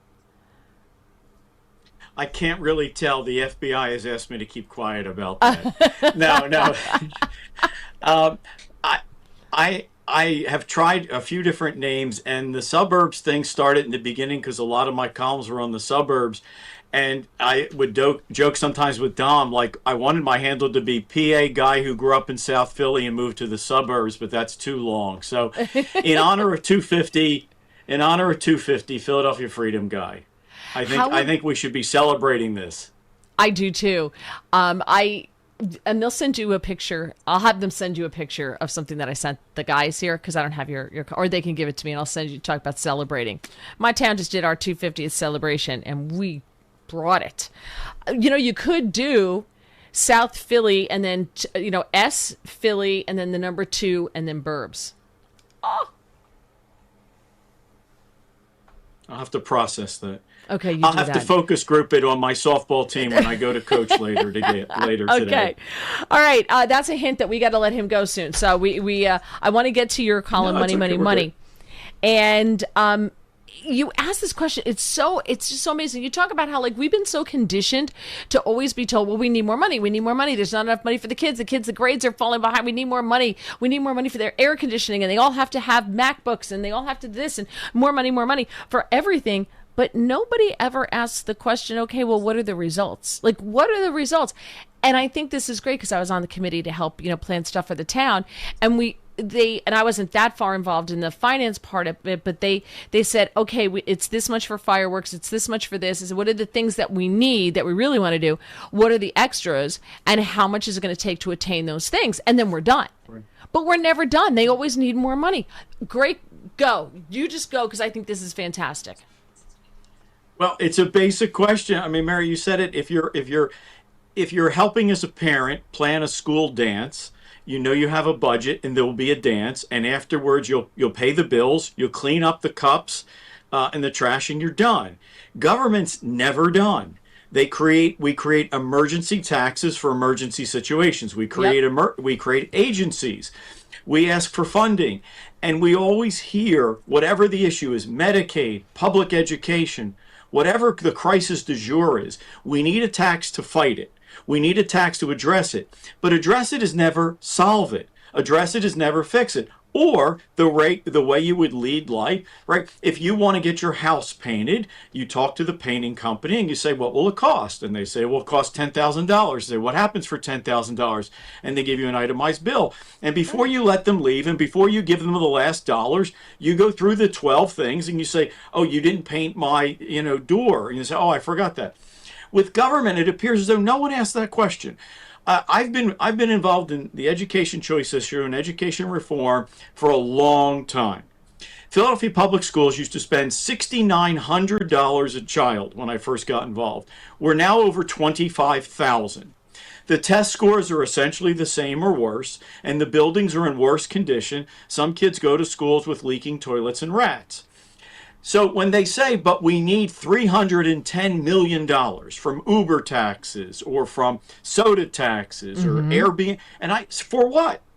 For what? I've been on debates. I've been on radio and TV debates with a Democratic opponent or a school, public school opponent. And I said, tell me the number at which 80% of the kids read. Because money's the easiest problem, Mary. In the United States of America, money's the easiest problem. If you told me that for $500 million more dollars, every child in Philadelphia would read, I'd write a check. I'd go ask Doug Mastriano to vote for it. Because if you really could tell me, you would give me that ROI. But as somebody that has watched the spending go from $6,900 to $25,000, only to see test scores go down and proficiency go down. So we don't ask it for health care. If we don't spend, whatever. And the other part is this. In D.C., they play the game. They want a 10% increase. You give them a 5% increase. They call that a 5% cut. And they tell us that people will die because of the 5% cut. So it's about time we start asking, for who, for what? For what dollars do we get? What results? And also, when does the agency declare victory and go out of business? When do they fix the flood? When are the homes rebuilt? When is the virus taken care of? We need to start asking those questions. Exactly. And that's why when I read this, I was like, this is just the best piece. And I have to totally remember to start doing that, because you're right. They have conditioned us to just always say, oh, we need more, we need more, we need more, and never, ever solve the problem. Racism is, we solved racism a while ago. It's so bad that the need is so great that the Southern Poverty Law Center is paying people for the crosses that they burn and the hoods that they have to wear in order to create the racism. It's insane. But people still give to them. Right, but well, again, like people give it. So if your next door neighbor wants to send $100 to them, that's goofy, but not my problem. If you expect me as a taxpayer to send $10 million to them because they're allegedly fighting racism, when in fact they're stoking the fears of racism. Look, we as a society, if we're waiting in a nation of 330 million people and counting, if we're waiting till there is not one racist or bigoted person in America, we will be funding these things forever. But again, why not celebrate the strides? Barack Obama was president. Oprah Winfrey's a billionaire. Michael Jordan is a gazillionaire. We love our sports figures. We vote for political figures. We listen to musicians. Look, I've coached girls softball, Mary, for 27 seasons. My teams, the girls are of different races and creeds and colors. The kids aren't perfect, but I have never, zero, I've coached 1,000 girls. I have never watched a girl ostracized because of her race or her religion or her origin. This is not a perfect nation, but gosh, it's not 1964. Stop telling me about 1964. Now, I mean, we've had to listen the last 30 days about the rebirth of Jim Crow laws, for God's sake. Come on now. We have progressed as a now. Celebrate that. Again, but back to the point. They can't celebrate it because then you might wind down the funding, and also you would have to be happy. I want to be happy. Right, celebrate the victories. Absolutely. And you left one out. The first trillionaire is an African American. So, hey, whatever works. Whatever works. All right. Look, and at the same time, I say, look, Mary, the name's Shiraki, right? You know, folks did not come over on the Mayflower. Get out. My Italian friend relatives and my Irish relatives, and I have the pictures of the signs, right? No Irish need apply. The windows in the Archdiocese of Philadelphia at the cathedral are so high off the ground it was to prevent the know-nothings from throwing bricks through them. I know we have some ugly parts of American history, but it's 2026. Think of how we progressed and celebrate it, and not wallow in what it was like 100 years ago. Sure, tell people what it was like, but now celebrate where we are. And if we're going to spend money, let's solve real problems. And when we solve them, let's move on to the next. Yeah, absolutely. I want to end with one thing here, and I'll let you go. Cut 8, guys, if we have it. President Trump last night, of course, having the MMA event. I know someone who went to this last night. Her fiance is in the military. He got invited to go. I don't think she's ever going back to another one. I don't get it. But this is what Trump wants to do. And I have to tell you, watching those guys come down the steps of the Lincoln Memorial, right? Like it was so incredible, and the flyover, and it was just such an incredible celebration of America. This is a sport. It's manly. The president loves it. I can think of worse things, that happened on the grounds in the Capitol when Joe Biden was president. So I thought that this was an improvement. That's just me. But at the end of one of the fights, Josh Hokett on the White House lawn, here's what he had to say. It's very short. Listen carefully, and I'd love to get your response. And lastly, Michelle Obama is a man. Am I right, America? Ladies and Oh, come on. You got to laugh at it. It's hilarious, right? And to me, it's funny because the left is going to lose their minds over it. They can call us anything they want to, right? But he says that, and that's been a joke for a long time. And instead of embracing it and laughing about it and making it a joke and owning the joke, they're going to lose their minds. Yeah, as long as we know it was a joke. And as long as we know it was a joke and we laugh. But the danger is, right, is that, look, I think they should say whatever they want, right? But I think the danger is that then sometimes, like, you and I are forced to defend and explain stuff like that. And there's enough, me personally, like, there's enough I have to talk about that what they're doing to kids in school, and that they're defending this lunatic Nazi in Maine. I'd prefer to keep the fight there. But again, like, have a sense of humor and laugh. And if you found it off color, I've heard a lot of tasteless jokes over my time. Some of them have even been put to me, and I've had to laugh them off.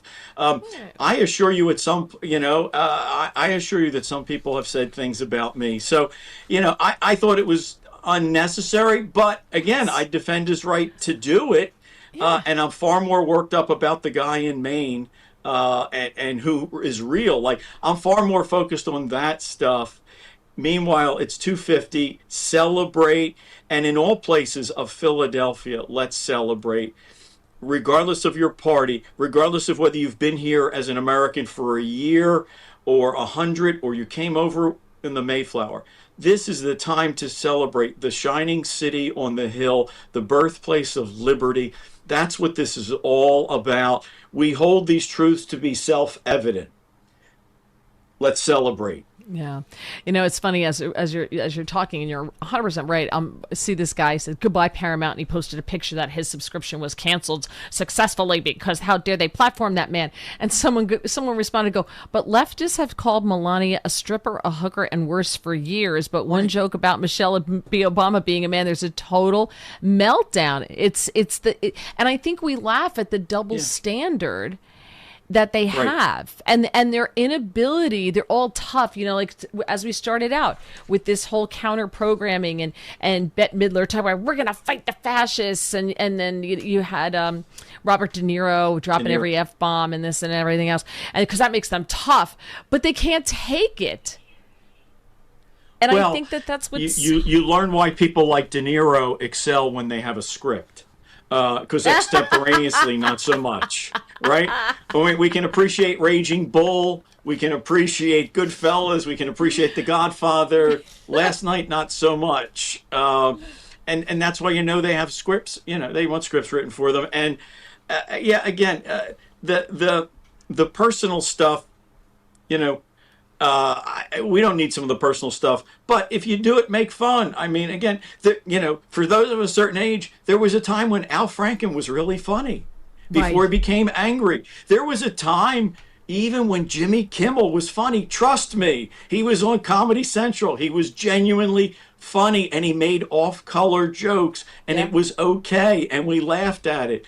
Again, the First Amendment allows us the right to be wrong, allows us the right to be mean. Let's also use it to celebrate these next 30 days. This is one of the greatest stories in the history of the world.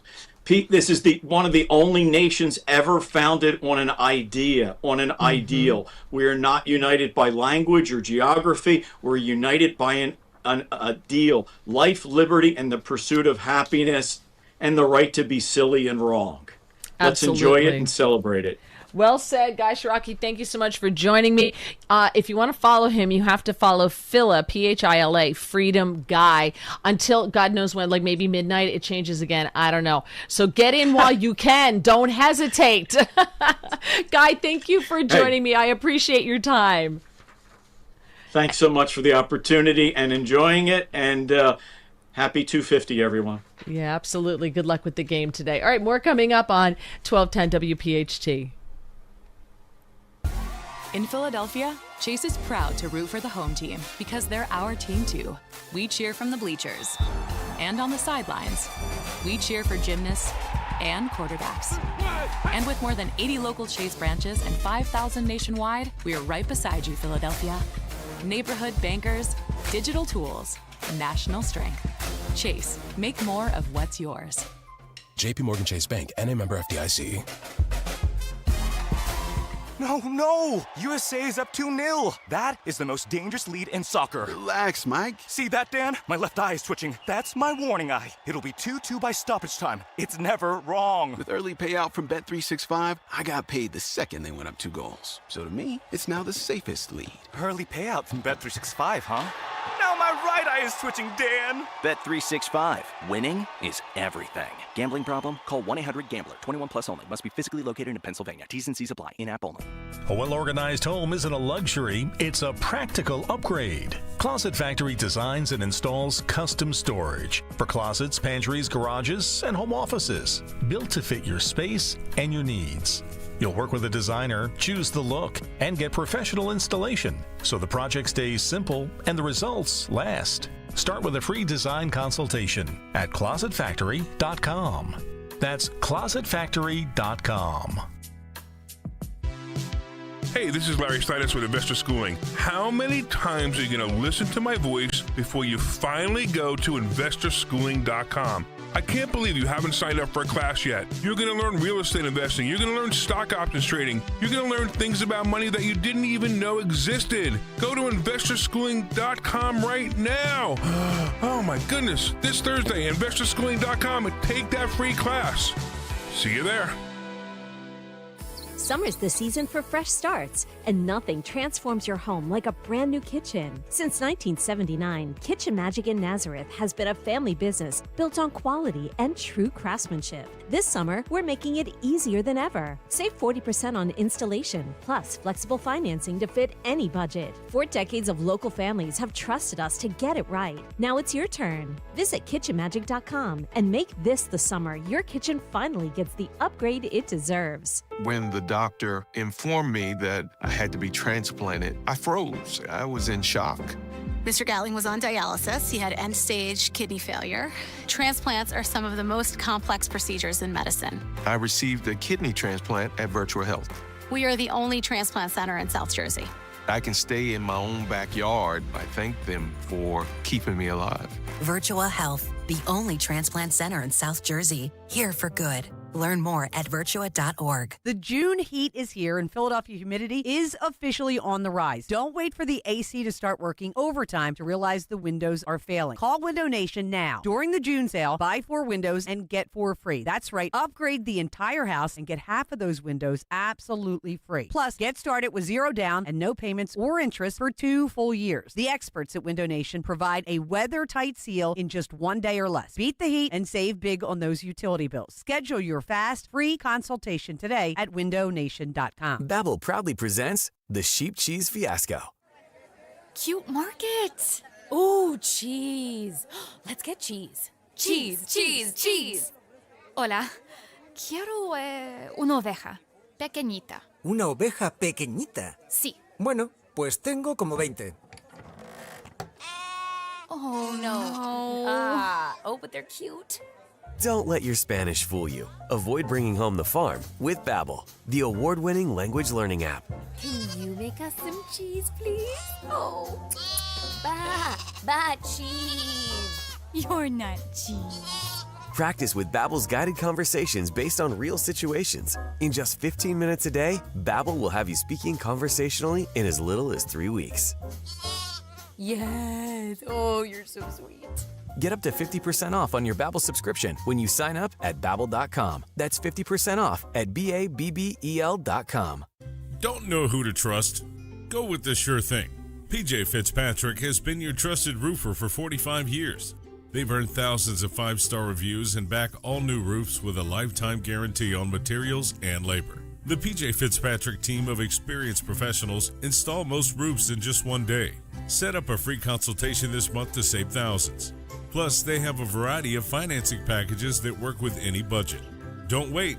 Visit trustpj.com today. I am a mother. I am an entrepreneur. I am a singer. I am an artist. I'm a journalist. A businesswoman. An educator. A sister. A grandmother. An advocate. A leader. I am a friend. I am. I am. I am. I am one of more than a million people living with HIV in the U.S. We are not alone. Let's stop HIV together. Get the facts. Get tested. Get involved. Go to www.actagainstaids.org for more information. You can now tune in to Talk Radio 1210 WPHT on the iHeartRadio app.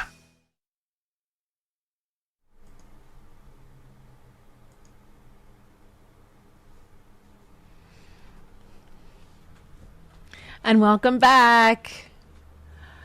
All right, lots to talk about. Just very quickly, just some news. A B-52 bomber crashed on takeoff.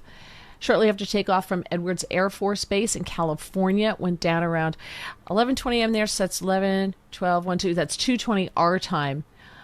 According to a statement from the base posted on X, they say a United States Air Force B-52 Stratofortress crashed shortly after takeoff on the Edwards Airfield at 11:20 a.m. Emergency crews immediately respond to the scene. The situation is ongoing.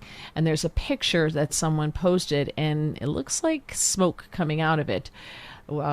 So they're not giving any information. They say more information will be provided as it becomes available. It typically operates with a crew of 5, including 2 pilots, a radar navigator, and electronic warfare officer.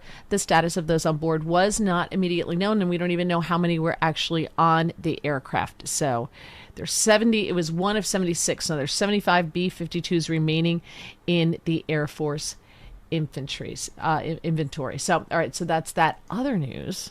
Gavin Newsom tweets out, "Today, my wife and I joined Donald Trump's hit list." So he's wearing it like a badge of honor. What do? What is the highest level you can reach in the leftist hierarchy in their pyramid? Victim. They all attain to get the golden mantle of victim. They're like Jason and the Argonauts looking for the golden fleece. Remember that when we were kids? On Saturday afternoons. It scared the crap out of me, that movie, every time.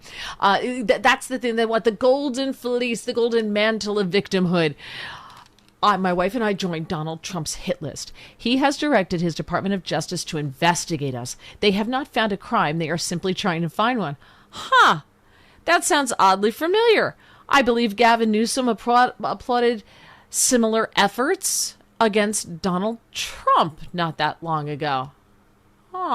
Letitia James comes to mind. Yeah.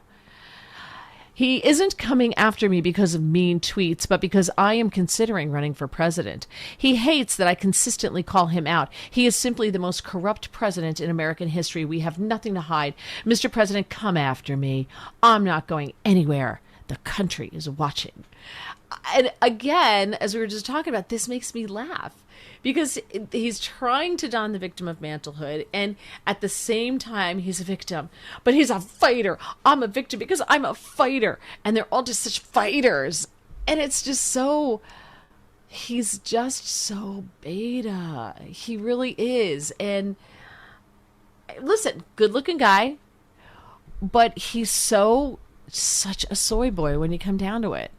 And the best thing you can do on the left is be seen as a fighter and a victim. Oh, this guy will be elected president. He's a fighter, and he was persecuted for fighting by Trump, by Orange Man, who's bad. So I had to share that with you. All right, moving on. We have Andrew Harding coming up at the bottom of the hour. So I want to go a little bit into the Iran peace deal. And I want to start off with President Trump speaking about the peace deal. All right. So he was with... he had a meeting with French President Emmanuel Macron on the first day of the G summit in France. Trump was up all night, Saturday night, by the way, for that, or Sunday night for that fight. And then he gets on the plane. He's got when does this man sleep? I would be at the G7 with my blankie and my whoopee, just sitting there with a keg of coffee going, nobody bother me. Not Trump. So here he is, President Trump, talking about the Iran peace deal. It's cut 2. Very happy to say very signed, the deal's all signed. And the strait is already partially opened. As you know, they're doing a little hunting for a couple of mines that they've already found. But it's essentially, ships are starting to go out now. On Friday, it'll be completely opened. We got along very well with Iran. It's a different set of leaders. As you know, the first set is gone, the second set is gone, and we found the third set to be very smart, strong, very smart, but we ended up making a deal. I felt badly that we had to go back on the attack for 2 nights, and I thought a third, but we made it before that happened. But I think a lot of great things are going to happen in the Middle East right now, and very importantly, the oil is plummeting down, and the stock market is shooting up like a rocket today, like record kind of numbers. And the oil has taken its biggest plunge, and we're into the low numbers, not quite back yet, Kevin, to the extent, but we're getting close to the numbers we were before it all started. And the main thing is that Iran will not have a nuclear weapon. They fully agreed to that with strong policing powers, and they won't have a nuclear weapon, which is what it was all about, because they probably would have used it if they had it. Yeah, I think he's right there. Why is Macron even sitting there? I mean, why? Why is he even there? France isn't doing anything to help us. Like, why is he there? All these European countries who are so used to us fighting their battles for them, I don't know why he's there. All right. So President Trump did answer questions from reporters because he loves doing this. Cut 3. He loves taking questions from reporters. And can you imagine Biden doing any of this? Of course not. But here's President Trump with the reporters. Mr. President, when will the text of the MOU be released? I think pretty soon. I would say, I want it to be released because it's a very powerful document. It's not like the Obama document, which was just a terrible document. This is a very powerful document, and I want it to be released. So probably pretty soon.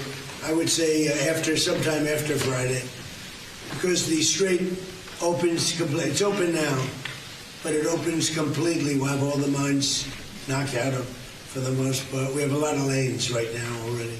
Mr. President. So I think sometime in the very near future. Yeah. All right, sometime in the very near future.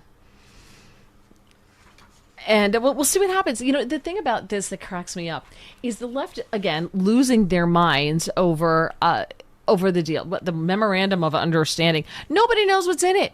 But yet they are setting up, they're doing what they always do because they don't stand for anything. Democrats don't stand for anything right now. They've won seats by just saying that they are against Trump. That's it. They don't have to be for anything. They just have to be against Trump. And they're trying super hard to find their groove, as Guy had said earlier. You know, they tried with Tim Walz being a man, but he high kicks more than the backup dancers for the Village People. So that wasn't working for him because Tim Walz is just not like a manly guy. You know, with the hand things, the jazz hands, and the high kicking he kept doing, and the woohoo, you know, like all that stuff that was going on. It was terrible when they tried to have him do. They think that it's just material things or actions that they can just copy, and it will make you manly. Just be who you are. If you let your policy speak. If someone has really good policies, I don't care who they're coming from. I don't care what kind of body you have. That doesn't matter to me. Just have good policies. That's all. Like think a little bit. But they don't. All they are is against Trump. So you just have to be a fighter in order to be seen, a fighter and a victim. Gavin Newsom. That's why he ran so hard and so fast to don that mantle of being a victim. All right, coming up, Bill Maher, who has been walking like this, like I was saying, my dad's Democrat Party. He was walking that line, and he had all of a sudden endorsed Plattner. So we're going to go to that. I have some cuts from his show where he talks about endorsing Plattner, and some of it was too long to play the whole thing. So I'll fill in some of the gaps for you. But to me, it's just such an illustration of by any means necessary, we have to have the power. So that's coming up. And it's our last hour coming up on 1210 WPHT. Can't believe it. Attention all dog owners. If you have ever listened to the radio or TV for any length of time, you've probably heard of America's #1 dog supplement, Rough Greens. Greetings, naturopathy Dr. Dennis Black, Amazon best-selling author and founder of Rough Greens here. And if your dog suffers from bad breath, itchy skin, licking paws, joint pain, or low energy, the truth is their food is probably to blame. You see, all commercial dog food is dead food. That's why I created Rough Greens.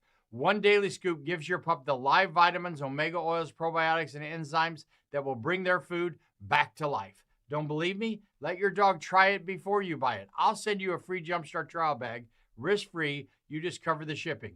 Go to roughgreens.com. That's RUFFgreens.com. Use discount code NEWS. Don't wait. Give your dog the gift of vibrant health. Order now. It'll be at your house in a few days. Go to roughgreens.com. That's RUFFgreens.com. Discount code NEWS for your free Jumpstart trial bag today. Rough Green. We make any dog food better. Is life insurance still on your list from earlier this year? Now is the perfect time to just get it done. A buddy told me that securing life insurance sooner rather than later can help you lock in lower rates for years to come. So I added this to my list this year and got it done. I called SelectQuote and was shocked at how easy and affordable life insurance is. I'm 40 and got a $500,000 policy for $18 a month. My wife's also 40, and her $5,000 policy was only $16 a month. Plus, with SelectQuote's same-day coverage, no medical exam was required, and we were covered by the time we hung up. Checking this off my list felt great, but the peace of mind knowing my family is protected feels even better. Call SelectQuote at 1-800-280-5858 for your free quote today.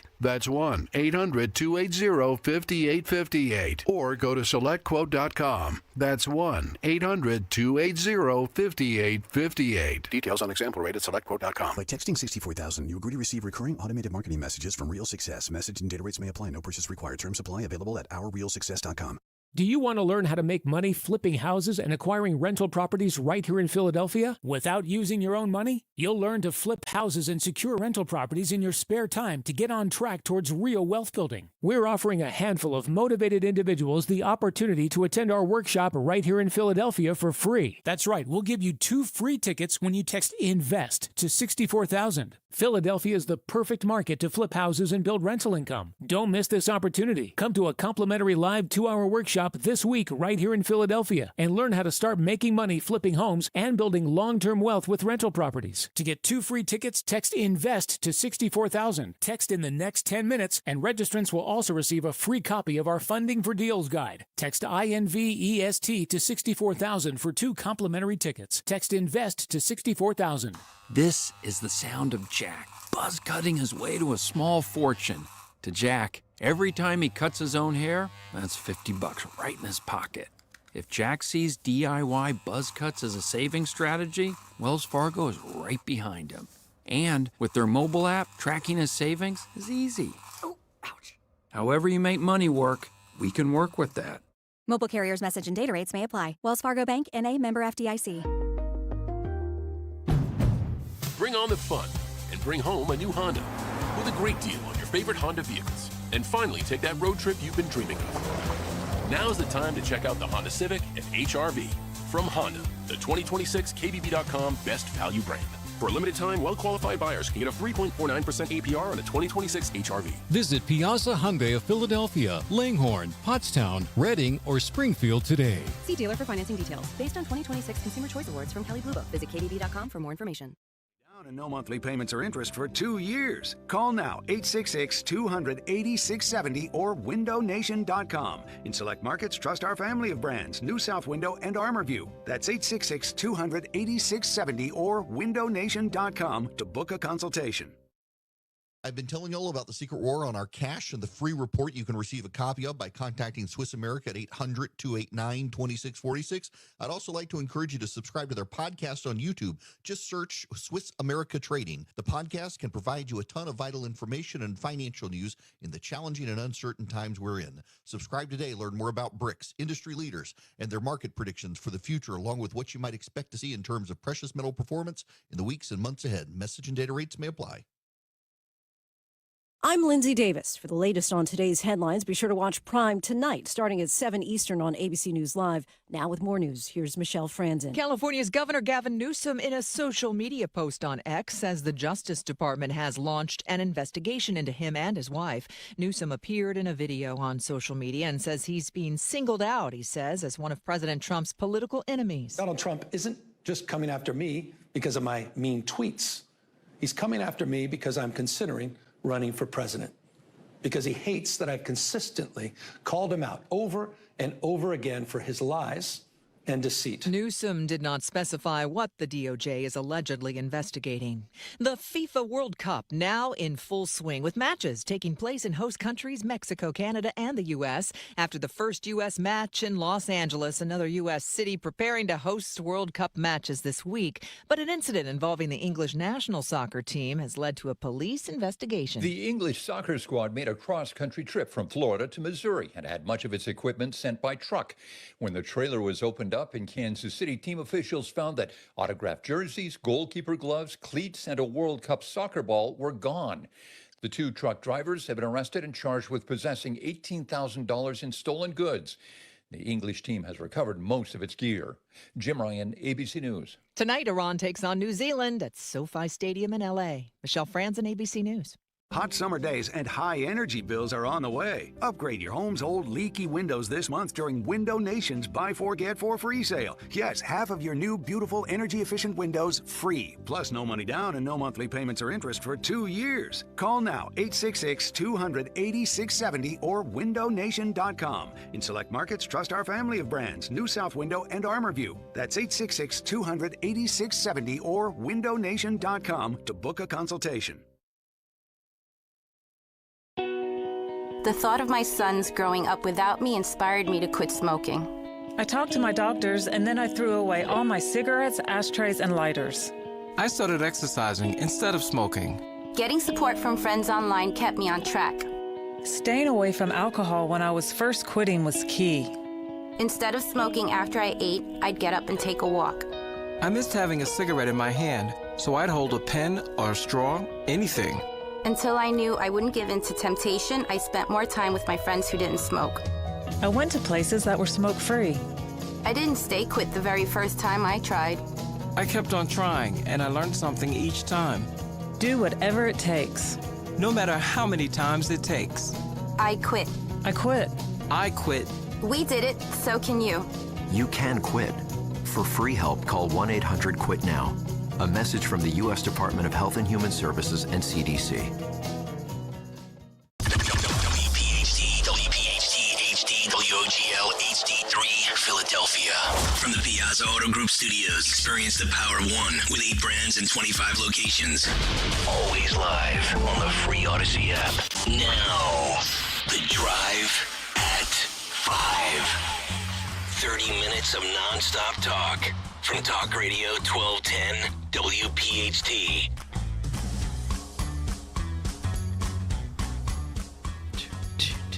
Hey, welcome back. How you doing? Mary Walter in on the afternoon show here on 1210 WPHT. I'm back with you on Friday. Tomorrow, I'm on Newsmax on N2 on the Todd Starnes Show somewhere in the 5 o'clock hour with Kay Smith Hill, who I am on with every Tuesday on the Todd Starnes Show on N2. And to watch that, you just have to go to YouTube and search on Newsmax, the number 2 live, and it'll pop up and you can watch right there. Kind of like you do when you watch this show, when you watch PHT.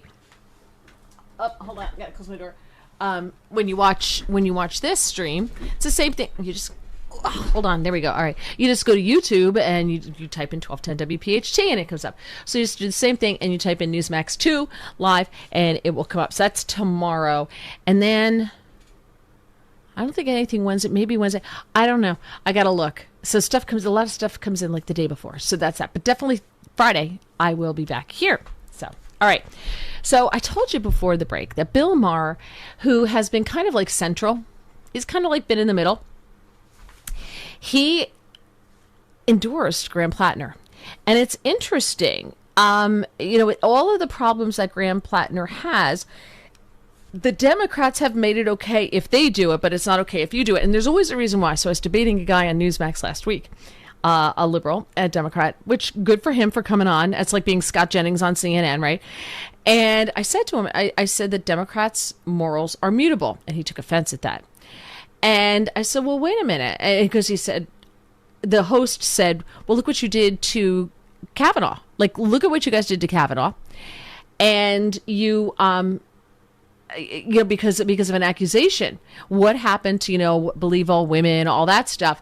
And he said, well, Kavanaugh was different because assault is a felony. So he was being investigated because of assault. And so I said to him, well, wait a minute. and this is hand to God true. I said, hold on. I said, Graham Plattner has been accused, credibly accused by a woman, because we believe all women now, right? I mean, you were investigating what Kavanaugh allegedly did in high school. This is not that long ago for Graham Plattner. And he is accused of holding a woman against her will, grabbing her by the shoulders, throwing her in a room, wouldn't let her leave, and locking her in there. That's kidnapping, and that's a felony.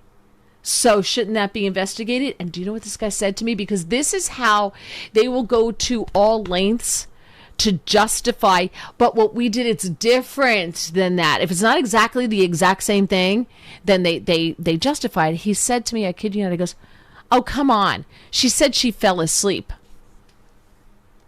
I was like, wait, so if the kidnapping victim falls asleep, then it's not a big deal. It's not a felony anymore, and we don't need to investigate it?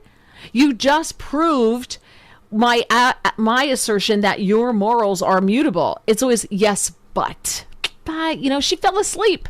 Well, sometimes if you're in a room long enough or you've been kidnapped, you do tend to fall asleep. You also tend to eat. You also tend to do other things, that you every now and then have to do. And, basic human functions. That doesn't mean that it's any less of a kidnapping. It doesn't mean that that's any less of holding someone against their will. But that's who they are. And I'm so shocked to see Bill Maher fall into this, because he's been a thinker, not a feeler, which is what we've lost, people intellectually thinking and noodling through the problem. And instead of just feeling that, but it's right because I feel this. So he did this in his closing monologue. This is from Friday, his closing monologue. And he told voters of Maine to vote for Plattner to restore balance in the Senate. There it is. It's we need power. So we'll take the Nazi the alleged kidnapper, blah, blah, blah, blah, all that stuff. We'll take all of that because we need the power by any means necessary. That's exactly what they mean. When they say it, they exactly mean by any means necessary. So we'll start off with the first one. And then there's three different cuts. Matt cut it into three different segments, because it was really long. It was like an 8-minute monologue that he did. So here we go. Oh, there's going to be more bad tweets from candidates that haven't aged well, more bad tattoos. Did Plattner know the tattoo was a Nazi symbol when he got it? Maybe. But people today are so inundated with misinformation and internet. I wouldn't trust he knew what it stood for anyway. Everything people know now is from social media and posting and whatever some other idiot sends them, or whatever the Chinese are feeding them on TikTok. Every single violent actor in the last 5 years, from Trump's assassin to Luigi, has prompted a headline that said some version of, experts find markers of both right and left-wing political views. Yeah, because we have a new breed of voter today, people who are intensely political, but somehow know almost nothing about politics. That part I agree with. But to say that, some bad tweets that haven't aged well. He said some horrible things. He said blacks don't tip well. Yeah, that didn't age well, but it wasn't good when he first tweeted it. So, and he didn't know about that it was the Totenkopf. He didn't know that. Yes, he did. He bragged about it. We know from several different people who have said he bragged about it, that he kept it because it would to remind him about, what an evil country America is. How that we're the bad guy. But listen to how they tie themselves in knots. He said, tweets that don't age well. Besides the whole blacks don't tip well, but they'll vote for him because he's a Democrat. In a May 2012 Reddit thread, a photo showed a teenage girl hanging from an upper story window while a young man appeared to be holding her arms in an attempt to pull her back inside. And the caption read, "A girl at my old high school tried jumping from a window because her cousin died the day before. These students saved her. I have hope." And an account using the name P. Hustle, we know who that is, replied, "Someone clearly isn't trying hard enough." It's like he mocked the fact that she failed at committing suicide. When is that ever good, let alone aging well? When is that ever good? That doesn't make any sense. So, all right, more of Bill Maher trying to explain away why you should vote for Graham Plattner. Politics has always been a crazy game, but the people running weren't this crazy. My winner, though, this year, Victor Marx. Yeah, I just heard of him recently. Victor's a Christian minister who may soon be governor of Colorado and who performs exorcisms over the phone, which I think gives the devil an unfair edge. That's the crazy guy. That's the crazy guy. Not, I'm looking him up now, Victor Marx, M-A-R-X. I'm sure he's a Republican. I'm sure he's running as a Republican. But he picks that guy. Yeah, he's running as a Republican. He performs exorcisms over the phone. Okay, that's funny and that's weird. But I would rather have that kind of weird than have the mocking the chick who wasn't successful committing suicide, or saying that blacks don't tip well. But we got over that. We got over that with Joe Biden, right? Barack Obama is an articulate young man who's clean young man, black man who's articulate. He was so surprised at that. So Democrats have gotten past that because there are a lot of Democrats who absolutely will have you mock them, etc., and it's okay. And put you down and make racist comments about you, and it's fine.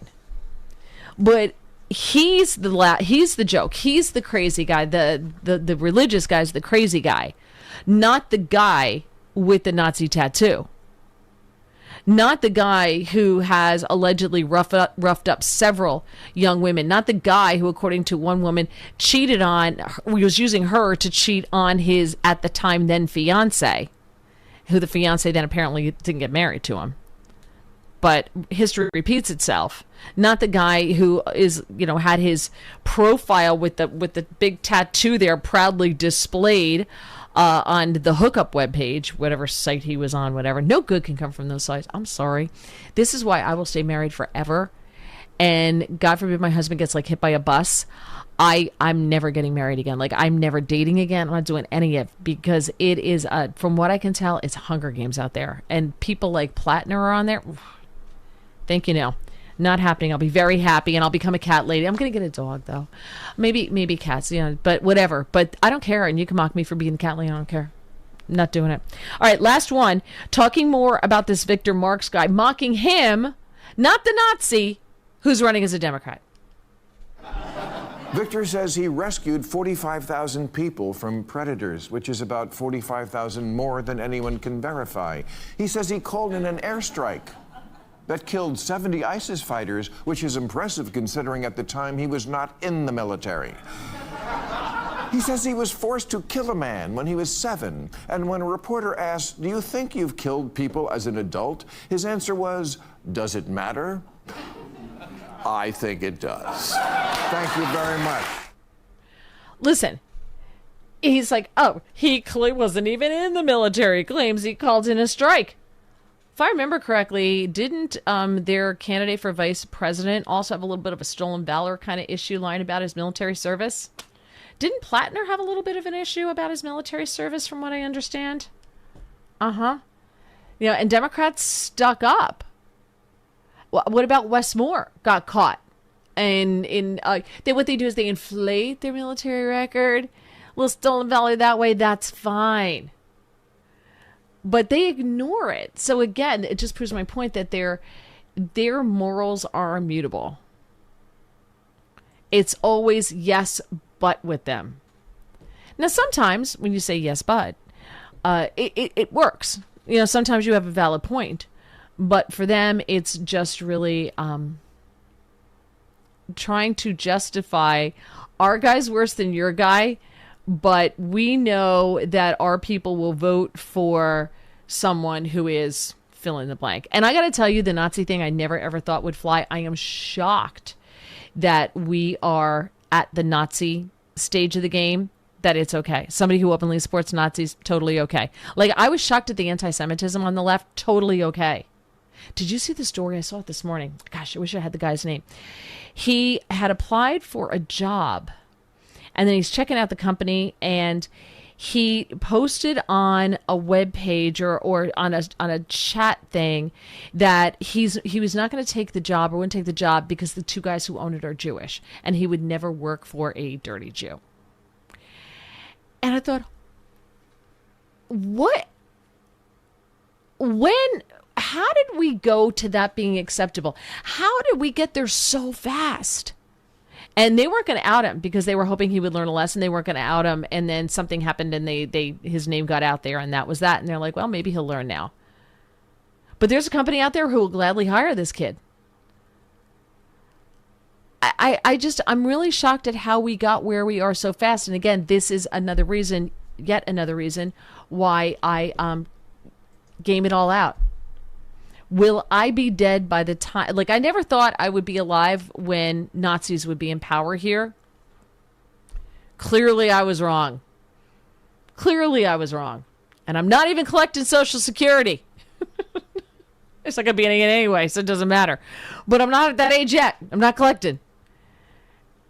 So, there's a really good chance that I'm going to be alive when we have anti-Semitic Nazis making decisions in our government.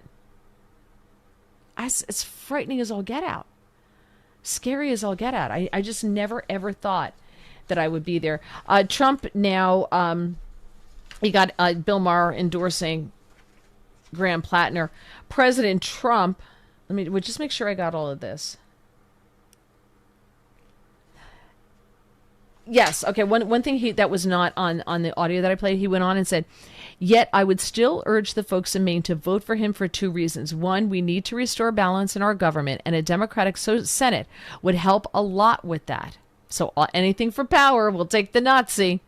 And two, get used to it. America is a country filled with a lot of broken, horribly educated, phone-addicted sort of nutty people. And as long as we live in a representative democracy, we're always electing our reflection in the mirror. So is he saying the Democrats' reflection in the mirror is the anti-Semitic Nazi who mocked, allegedly, a girl, we think it's him, P. Hustle, who got saved from committing suicide and who allegedly kidnapped a former girlfriend, held her against her will, who allegedly roughed up several exes and who apparently cheats on his wife?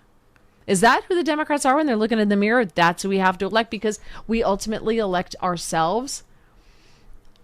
I don't know. I try to elect to someone who I think is better than me. Right? I don't want to be able to go out for a beer with my representative. I want to think my representative or my president especially is way smarter than I am. People are like, I want Obama. He's like, I could see myself having a beer with him. I'm like, no. You want someone who's smarter than that. You want someone who's smarter than you. Someone who's so smart. The one time I got to sit in the Oval Office with the president, with Donald Trump in 45, when he was 45, I will tell you he's way smart. Way smart. And he goes off like maybe it's ADD, I don't know, but he goes off and he leans in when he's listening, and there's a group of us there all sitting on the couch there, and I got the chair next to him, and we're all sitting there talking, and he talks about something, and then he goes off on something else, like, and you're like, where are you going? And he goes off on something else, and like 10 minutes later he comes back and would say, Mary, you were saying, and he ties it in somehow. So I really think he's super, super smart. And that's good. That's good. I want someone in charge of running the country who's way smarter than I am. Because I know I'm not the smartest person in the room. And he did say people who are intensely political, a lot of people, there's a new voter, people who are intensely political, but somehow know almost nothing about politics. I agree with that. They just know what they read online, but that doesn't mean that you ignore it. And I'm sorry, if they're going to hold us to a certain standard, they're going to hold the right to a certain standard of behavior, then they need to be held to the same standard. Because if you keep allowing them and just keep allowing them to get by with a free pass and keep allowing them to prosecute you and persecute you and use lawfare against you, as they did to President Trump, they did to Brett Kavanaugh, they did to General Flynn and so many others, and destroy them for political gain, then you're going to lose the game. You may not want to go down that road, but sometimes you have to. Sometimes you have to hand back exactly what you're getting. And if they're going to hold us to that standard, then they need to be held to their own standards that they inflict on everybody else. So I have no problem with it. I have no problem. And Congress doesn't have to certify him. They don't have to seat him. Just because he wins, they could say, we are not having a Nazi. That is not happening. Now, I know John Fetterman would not vote for him. Would every Republican not vote for him? I don't know. We'll have to wait and see. 855-839-1210. 855-839-1210 if you want to jump in here. And then we're going to talk about Iran coming up on 1210 WPHT. From North Wales to Willingboro, we know your favorite stations, Talk Radio 1210 WPHT. Always live on the free Odyssey app. Let me tell you something about insurance. When you sign your insurance policy, for some brokers, that's the finish line. Handshake, commission, done. Then you may not hear from them again until it's time for renewal. But your business runs all year, so do the gaps and the risk. So go to supersure.com. If your company has more than 25 employees, whether you're the owner, CFO, or HR manager, it can be too complex to just go buy a policy online. Supersure is the super agency built for you, licensed in every state for your business insurance and employee benefits, all with year-round support for you and your team. At supersure.com, you can access tools like fine print facts. It'll translate your current policy into plain English so you see what's covered and what's not. Plus a business value calculator so you can estimate what your business is worth so you know what actually needs protecting. Go to supersure.com. One super agency, one powerful platform, all your policies in one place. Supersure.com. That's supersure.com. Paid for by Supersure Insurance Agency, LLC, a licensed insurance agency. Well, Lorenzo, the pitch looked good. Yeah, so green. USA keeper was decent enough. Didn't have much to do. 99 minutes. Not a single goal. Well, Bet365 sure came through, though. I bet $10 and get $365 in bonus bets just for signing up. At least someone scored. Bet365. Winning is everything. Gambling problem? Call 1-800-GAMBLER. 21 plus only. Must be physically located in Pennsylvania. T's and C's apply. In-app only. By texting 64000, you agree to receive recurring automated marketing messages from Real Success. Message and data rates may apply. No purchase required. Terms apply. Available at ourrealsuccess.com. Do you want to learn how to make money flipping houses and acquiring rental properties right here in Philadelphia without using your own money? You'll learn to flip houses and secure rental properties in your spare time to get on track towards real wealth building. We're offering a handful of motivated individuals the opportunity to attend our workshop right here in Philadelphia for free. That's right, we'll give you 2 free tickets when you text INVEST to 64,000. Philadelphia is the perfect market to flip houses and build rental income. Don't miss this opportunity. Come to a complimentary live 2-hour workshop this week right here in Philadelphia and learn how to start making money flipping homes and building long-term wealth with rental properties. To get 2 free tickets, text INVEST to 64,000. Text in the next 10 minutes, and registrants will also receive a free copy of our Funding for Deals guide. Text INVEST to 64,000 for 2 complimentary tickets. Text INVEST to 64,000. Hi, this is Dom Giordano. The big day is almost here. Dom Giordano Day in Wildwood this Friday, noon until 3 at Mulligan's, 310 West Hildreth Avenue in Wildwood. We'll be joined by Jeff Van Drew, Monte McCoy, The Great Shore Debate with Linda Kearns, and the vote. Do you fold your pizza? Stop by, have a great lunch, even stay for dinner, be on the show. It all happens this Friday, noon until 3 at Mulligan's, 310 West Hildreth Avenue in Wildwood. You don't need another opinion, just the facts. What caused that crash on the Schuylkill? Will it rain before the kids' game? What happened at the school board meeting last night? At KYW News Radio, we don't take sides. We take notes, delivering the information you need to make the best decisions for your family. The news you need whenever you need it. Depend on KYW News Radio, Philadelphia's most trusted news leader for more than 60 years. Pump up your energy savings with the new Bradford White Aerotherm G2, the only hybrid electric heat pump water heater manufactured in America using the finest components from around the world. It's a Bradford White, so it's built to be the best for years of reliable performance, top efficiency, and energy savings. Plus, rebates and tax credits could save you thousands more. How you heat your water matters. So ask your plumbing pro about the Aerotherm heat pump water heater and visit BradfordWhite.com to learn more. Look who has extra pep in their step.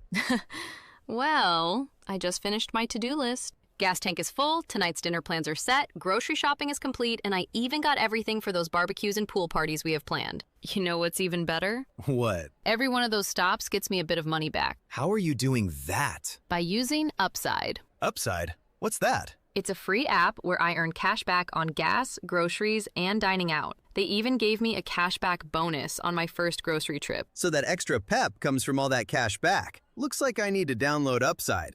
You really do. Earn cash back on errands and everyday essentials.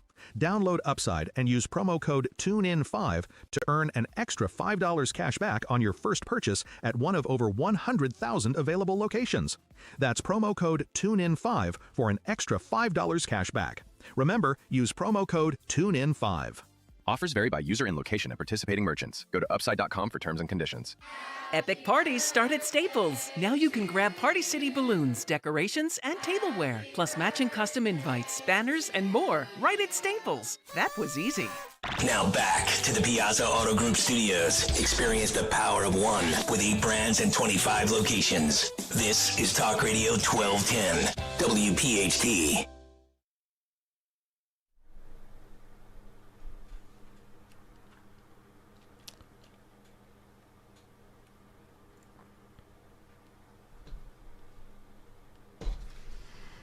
Welcome back. I'm Mary Walter with you, and I'll be back with you on Friday. Don't forget, tomorrow is my live cast. It is at 7:15 p.m. Eastern Time. It is live on Rumble, YouTube, and Getter. Just look for Mary Walter Radio. Tomorrow night, Dr. Carol Lieberman, the terrorist therapist, will be joining us. We're going to have some fun with her, and you can get the audio on Apple Podcasts, Spotify, and Spreaker. Again, look for Mary Walter Radio. All right, joining us now, Andrew Harding. Andrew is a policy analyst for national security and Indo-Pacific affairs at the Heritage Foundation. Andrew, thank you for joining me. Thank you for having me. So let's talk about what's happening with the deal. We got a deal. We got a deal. We got a memorandum of understanding. I don't know what that means, but we got a deal. And everyone on the left knows that the deal's crap. They all know that it's terrible. And what I find funny is they're like, it's worse than Obama's deal. I'm like, wait, so Obama's deal was bad? Is that what you're saying? So I do find that interesting. So do we even know what's in this thing for sure? Do we know? Well, we don't know exactly. And I think you make a great point that it's easy for people to be speculating on details here. But I guess apparently the whole world is in on this deal and we're all just finding out. Importantly, we should let President Trump go ahead and share the details of this deal.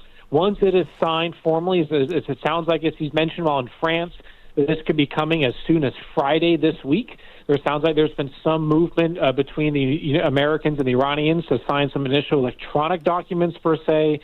But there's still some formal work to be done here. But at the end of the day, as the president has made clear, as regardless as we learn about the details of the deal, he seems very confident that the substance of the deal will prevent Iran from getting a nuclear weapon. Assuming that's true, that ensures that the United States and President Trump was able to achieve the main political objective that he has set out to do. It is who said that he had wanted to sign it in Switzerland. I know that he had said that before, and that's what he wants. I mean, the showman is the showman, right? Like showman's gonna be the who he is, so he's gonna do it there. Now, you had said everybody's in on the deal and we just don't know it. But isn't it true that the other countries in the neighborhood, Israel, UAE, Saudi, etc., Kuwait, and others, did approve of this before it was announced? I would expect there was at least some level of coordination on at least the key points of the potential deal here. But to your point, it is possible that we'll still see some specifics between the United States and Iran that have yet to be announced. But the president has been very clear in wanting to make sure that American allies and partners have been broadly kept in the loop, and that's been a critique across different instances throughout this conflict, in which some allies and partners felt as though different actions were taken without their consultation. So this is an effort to ensure that the United States, while advancing its own interests and making sure that American security objectives are being put first, they're making sure that these objectives are also going to positively benefit the security of Gulf partners and Israel, other countries involved. So I do think that other countries had some insights here, but the rest of the world, we will ultimately know the actual details come, say, as early as Friday. Right. President Trump has said, I'm not going to do what Obama did. I'm not going to just hand them cash. That's not going to happen. But people are saying, no, it's twice as much as what Obama gave them. Trump's giving them twice as much, which I'm like, you big dummy, you don't know that. But it does sound, you're hearing that reporting. Well, not reporting. Okay, I have to choose my words. So you're seeing a lot of foreign policy experts on X who just last week were last week were experts on something else. Reflecting pools. That's what they were experts on. Now they're experts on the Middle East, and they're saying that, no, it's going to be, Trump's going to give them, unfreeze billions and billions of dollars. So doesn't he almost have to unfreeze billions and billions of dollars in order to help them rebuild their country? Well, maybe we should ask the hantavirus experts as well as they try to investigate this question, as they've also seemed to disappear. But I think that again, we will see the final details of what get announced potentially as early as Friday. But that has been a conversation about the potential of, say, if we can get beyond. I think as the president has made clear, he would love to be in a world in which the U.S. and Iran could have a productive relationship. At the end of the day, the regime has made clear that previously they've been having this intent of trying to acquire a nuclear weapon, and that has been the primary chief concern both of the United States and of Israel. Even though maybe both countries have some different tactics they prefer, they both have the shared top priority of Iran not having a nuclear weapon. Should this deal get the regime to be in a position where it moves beyond that and the president can enforce this deal and we see measured progress, then I think he is open to seeing some type of deal, seeing the ability for some economic engagements, and seeing if Iran could become a much better good faith actor in the region. Of course, that is a tall task, and we should not necessarily immediately trust the Iranian regime, but if they can continuously verify, that's what this deal in theory, as the vice president said earlier, is supposed to enforce, there could be an opening in which there could be some broader economic activities after the nuclear question is resolved. Now, part of this, the president said he has dealt with 2 or 3 different groups of leaders that he was negotiating with, and they were all bad. But this guy seems to be, the group that they're dealing with now seems to be good. How do you know? Like, how do they even know? Because they're still shooting off rockets at neighboring countries. So it doesn't seem to me as if there's a unified government. So how do you get a deal when you don't even know if there's a unified government? Well, and that comes down, as you're mentioning here, there are different factions within the Iranian government, which you have more those in the political class that are more willing to be engaged on the diplomatic front. They're still, not easy to trust, but they're at least a little more realistic. But then you have the IRGC faction that have been more willing to engage militarily. Now, when we think about, say, which we've seen some strikes that have come, say, throughout the ceasefire that's put in place, a part of it can come down to just how these IRGC units may independently be operating. Given the success of Operation Epic Fury, it did degrade some significant command and control components of the Iranian military, which as a result puts some of these isolated units into taking their own decisions, whether it's through mines, attack boats, or firing a missile or two. Some of that is through their own acting. However, the president clearly believes, and they have the intelligence to back this up, that they're getting the necessary approvals for this deal to be enforced throughout the country. Now, it is one thing to get a deal approved. That's what we're seeing this week. But the next big question will be implementing it. Importantly, it's going to take some time that no matter what is agreed to actually see it become reality, should it be so. So I think the president that will be the next challenge here, is making sure Iran knows they need to follow the terms, and America will verify it, because if they don't, well, President Trump has showed just a few days ago he's willing to restart military operations if American security requires it. Do we know if the Ayatollah Jr. is actually still alive? Because he hasn't been seen. I mean, they did try with the cardboard Ayatollah, and they put his face on it, which I have to tell you was the most third world hilarious thing you could possibly do. And I loved it. I'm like, oh my gosh, we're in Baghdad Bob territory. So, do we know if he's alive? Well, so when the president, he spoke, he did an interview, I believe, a week or two ago, in which he wouldn't confirm on where the Ayatollah may have been, but he seems to acknowledge that he's injured, that he's alive, however. We've not received any updated information or reports suggesting that the Ayatollah has died. But understandably, assuming he is alive, and I trust American intelligence to get to the answer on this, but assuming he is alive, then understandably Iran's going to try to protect him and hide him as much as possible, given that he was involved with the initial airstrikes, and now as the leader of Iran and as in an injured state, they're going to try to keep him as secure as possible, mitigate as much access as possible to him. So understandably, and that's actually been a complicating factor of these negotiations.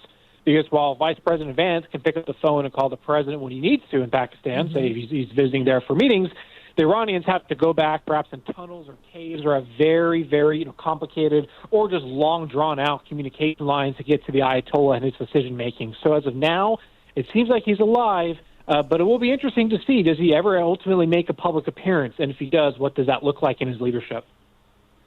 Yeah, my hunch is since we have not seen him, is that he is very badly injured and maybe disfigured in some way, and he has to appear strong, and so he can't be without a leg or anything along those lines, or they can't put him out in public. So I just think everything's so unstable there that I think it's very hard to have any kind of sense of negotiations and trusting. I don't think there's going to be any trust whatsoever.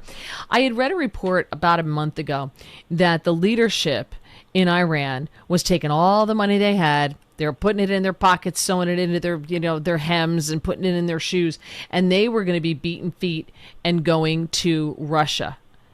Now, they had gone to, I believe, Qatar, right? They were holed up in Qatar, I believe, for a while. But I don't think then they also then started firing rockets at Qatar. So is that a possibility that they're just all going to go and there's just no government? It can be a possibility, but I think if we're getting to this point of the deal, I think there's some type of confidence between both the Americans and the Iranians that this deal can be signed, that it meets the interest of both countries, and that they're willing to act on it. So I think for now, the fact that we aren't seeing a full-blown military response from the IRGC to give cover or just to fight back, the fact that we're seeing Iran say that they will sign this MOU tells me that for now they're confident in what the position will look like. But again, it's easy to sign a deal. It's easy to put pen to paper. It's a lot harder to execute it. So I think that becomes the next challenge in which the president will ensure, and he has the power to do that, ensure Iran follows through. And it's been said several times that there are safeguards and there are stopgaps, that they have to meet certain measures. They have to perform certain tasks. They're in charge, I believe, of taking all the mines up out of the strait, or the blockade does not stop, right? They're not going to end the blockade until all the mines are taken out of the strait. There are those benchmarks that have to be met. So because those benchmarks have to be met, and there's going to be inspections to make sure that they don't have nuclear weapons or that they're not going towards a nuclear weapon, how long do our troops stay in the area?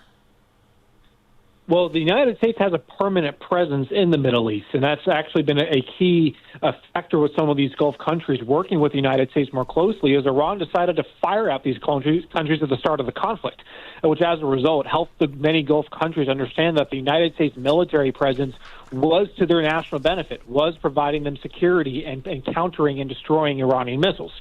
So on one hand, America's military presence will remain there, ensuring that the United States' interests are taken care of. On the other hand, I think this is where we get potentially to any gradual responses. Again, if there's verification time over time, that can allow trust to slowly be built. So in that instance, could we see a change in, say, any additional forces that came into the Middle East? Perhaps. But the president's made clear, if Iran decides to mess up here, if they decide that they no longer want to follow the deal, they want to complicate things, he still has his finger on the trigger. CENTCOM has made clear that the blockade is still going to be enforced until we see all the formal signings and ensures that then the United States can finally move back on its position. But at a moment's notice, if Iran's going to act, if it's going to attack its neighbors, attack the United States, President Trump will not tolerate that. He's shown it just last week. He's shown it all the way back in February that peace through strength gets results. And we know now that they did sneak oil out of Iran somehow. Whether they're going over land or whatever, they did sneak some out because we know how full. It's insane. We know how full the tanks are, the storage tanks on Karg Island are. Like, how do we even know? I don't know how much I don't know how much gas is in the tank in my car. My husband would be like, "Does your car need gas?" I'm like, "I don't know." But we know how much gas or oil is in these storage tanks on Karg Island. So they were getting it out somehow, but that's part of the problem too, is they're reaching capacity and they're not going to be able to get rid of any of this oil, which is then going to lead to bigger problems for them. So there's a lot of pressure on them to adhere to this and to abide by it. But once they get the money, that's where I worry about them saying, okay, we got the money now, they're just going to start up the whole, just like they've done every single time. Dig into a mountain and start it all up again. So we're going to have to stay in the country, I would assume, for a really long time. And I don't think Americans want that. Well, and I think you make a very important point here, and why President Trump's approach is very different, in the sense where we're not just giving money up front, but rather not just seeking a deal for the sake of having a deal with Iran, but rather when Iran was initially offered diplomacy, all the way back in February and even earlier perhaps, they decided to reject that and try to flex their nuclear muscles. Coincidentally, the president then authorized Operation Epic Fury that decapitated almost 50 leaders, including the Ayatollah at the time. So what we're seeing here, what's different, is that although Iran, it's possible they may try to take money, they may try to then rebuild things, the president's military operation has ensured that Iran does not have the same coverage, the same defenses it once had. Their defense industrial base, their military has been set behind decades.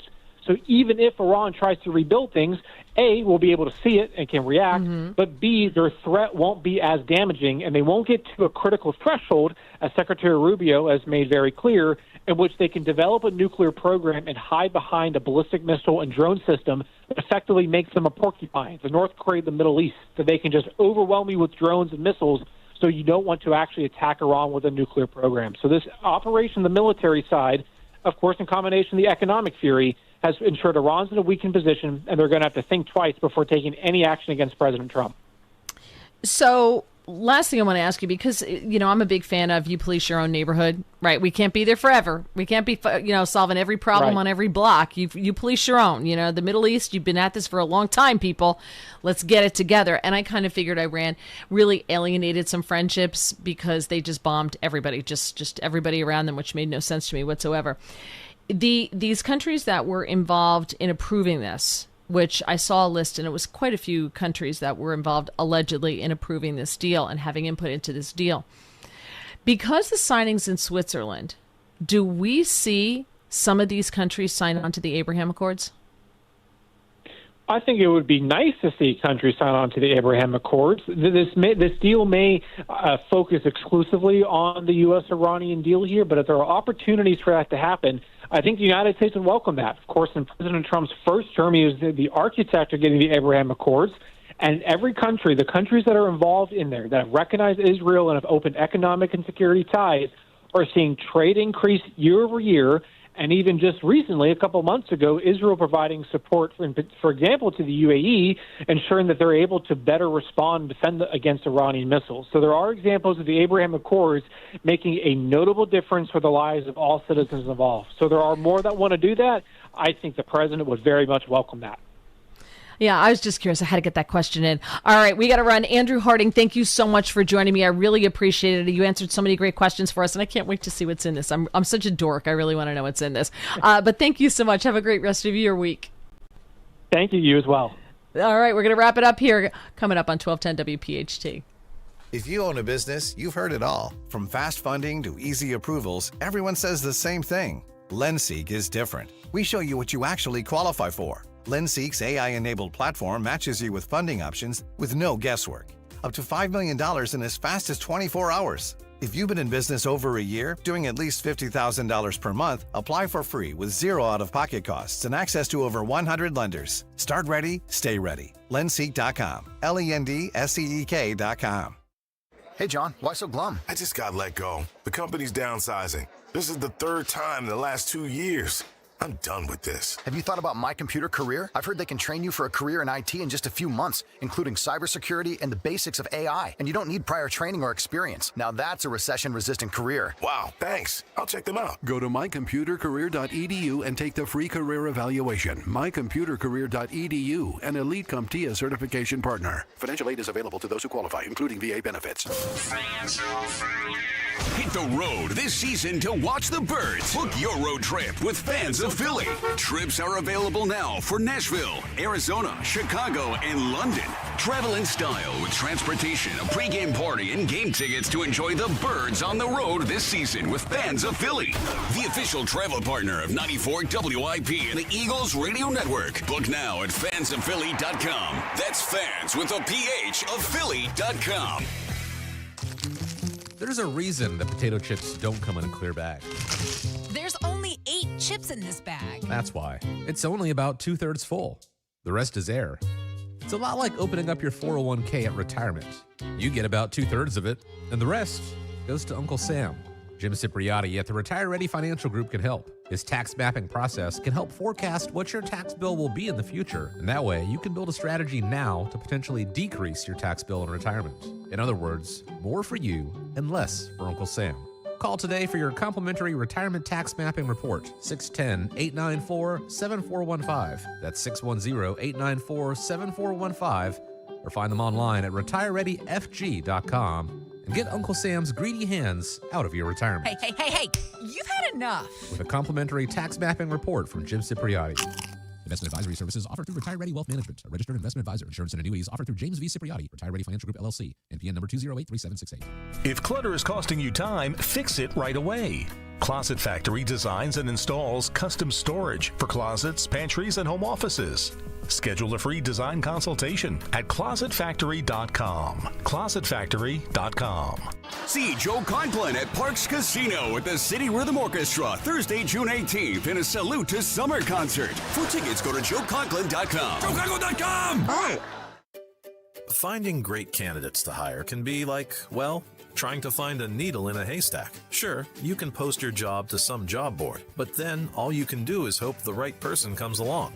Which is why you should try ZipRecruiter for free at ziprecruiter.com/free. ZipRecruiter doesn't depend on candidates finding you. It finds them for you. Its powerful technology identifies people with the right experience and actively invites them to apply to your job. You get qualified candidates fast. So while other companies might deliver a lot of hay, ZipRecruiter finds you what you're looking for. The needle in the haystack. See why 4 out of 5 employers who post a job on ZipRecruiter get a quality candidate within the first day. ZipRecruiter, the smartest way to hire. And right now, you can try ZipRecruiter for free. That's right, free at ziprecruiter.com/free. That's ziprecruiter.com/free. ziprecruiter.com/free. ZipRecruiter. Free speech lives here. With Rich Zioli. Weeknights at 6. Talk Radio 1210 WPHT. WPHT.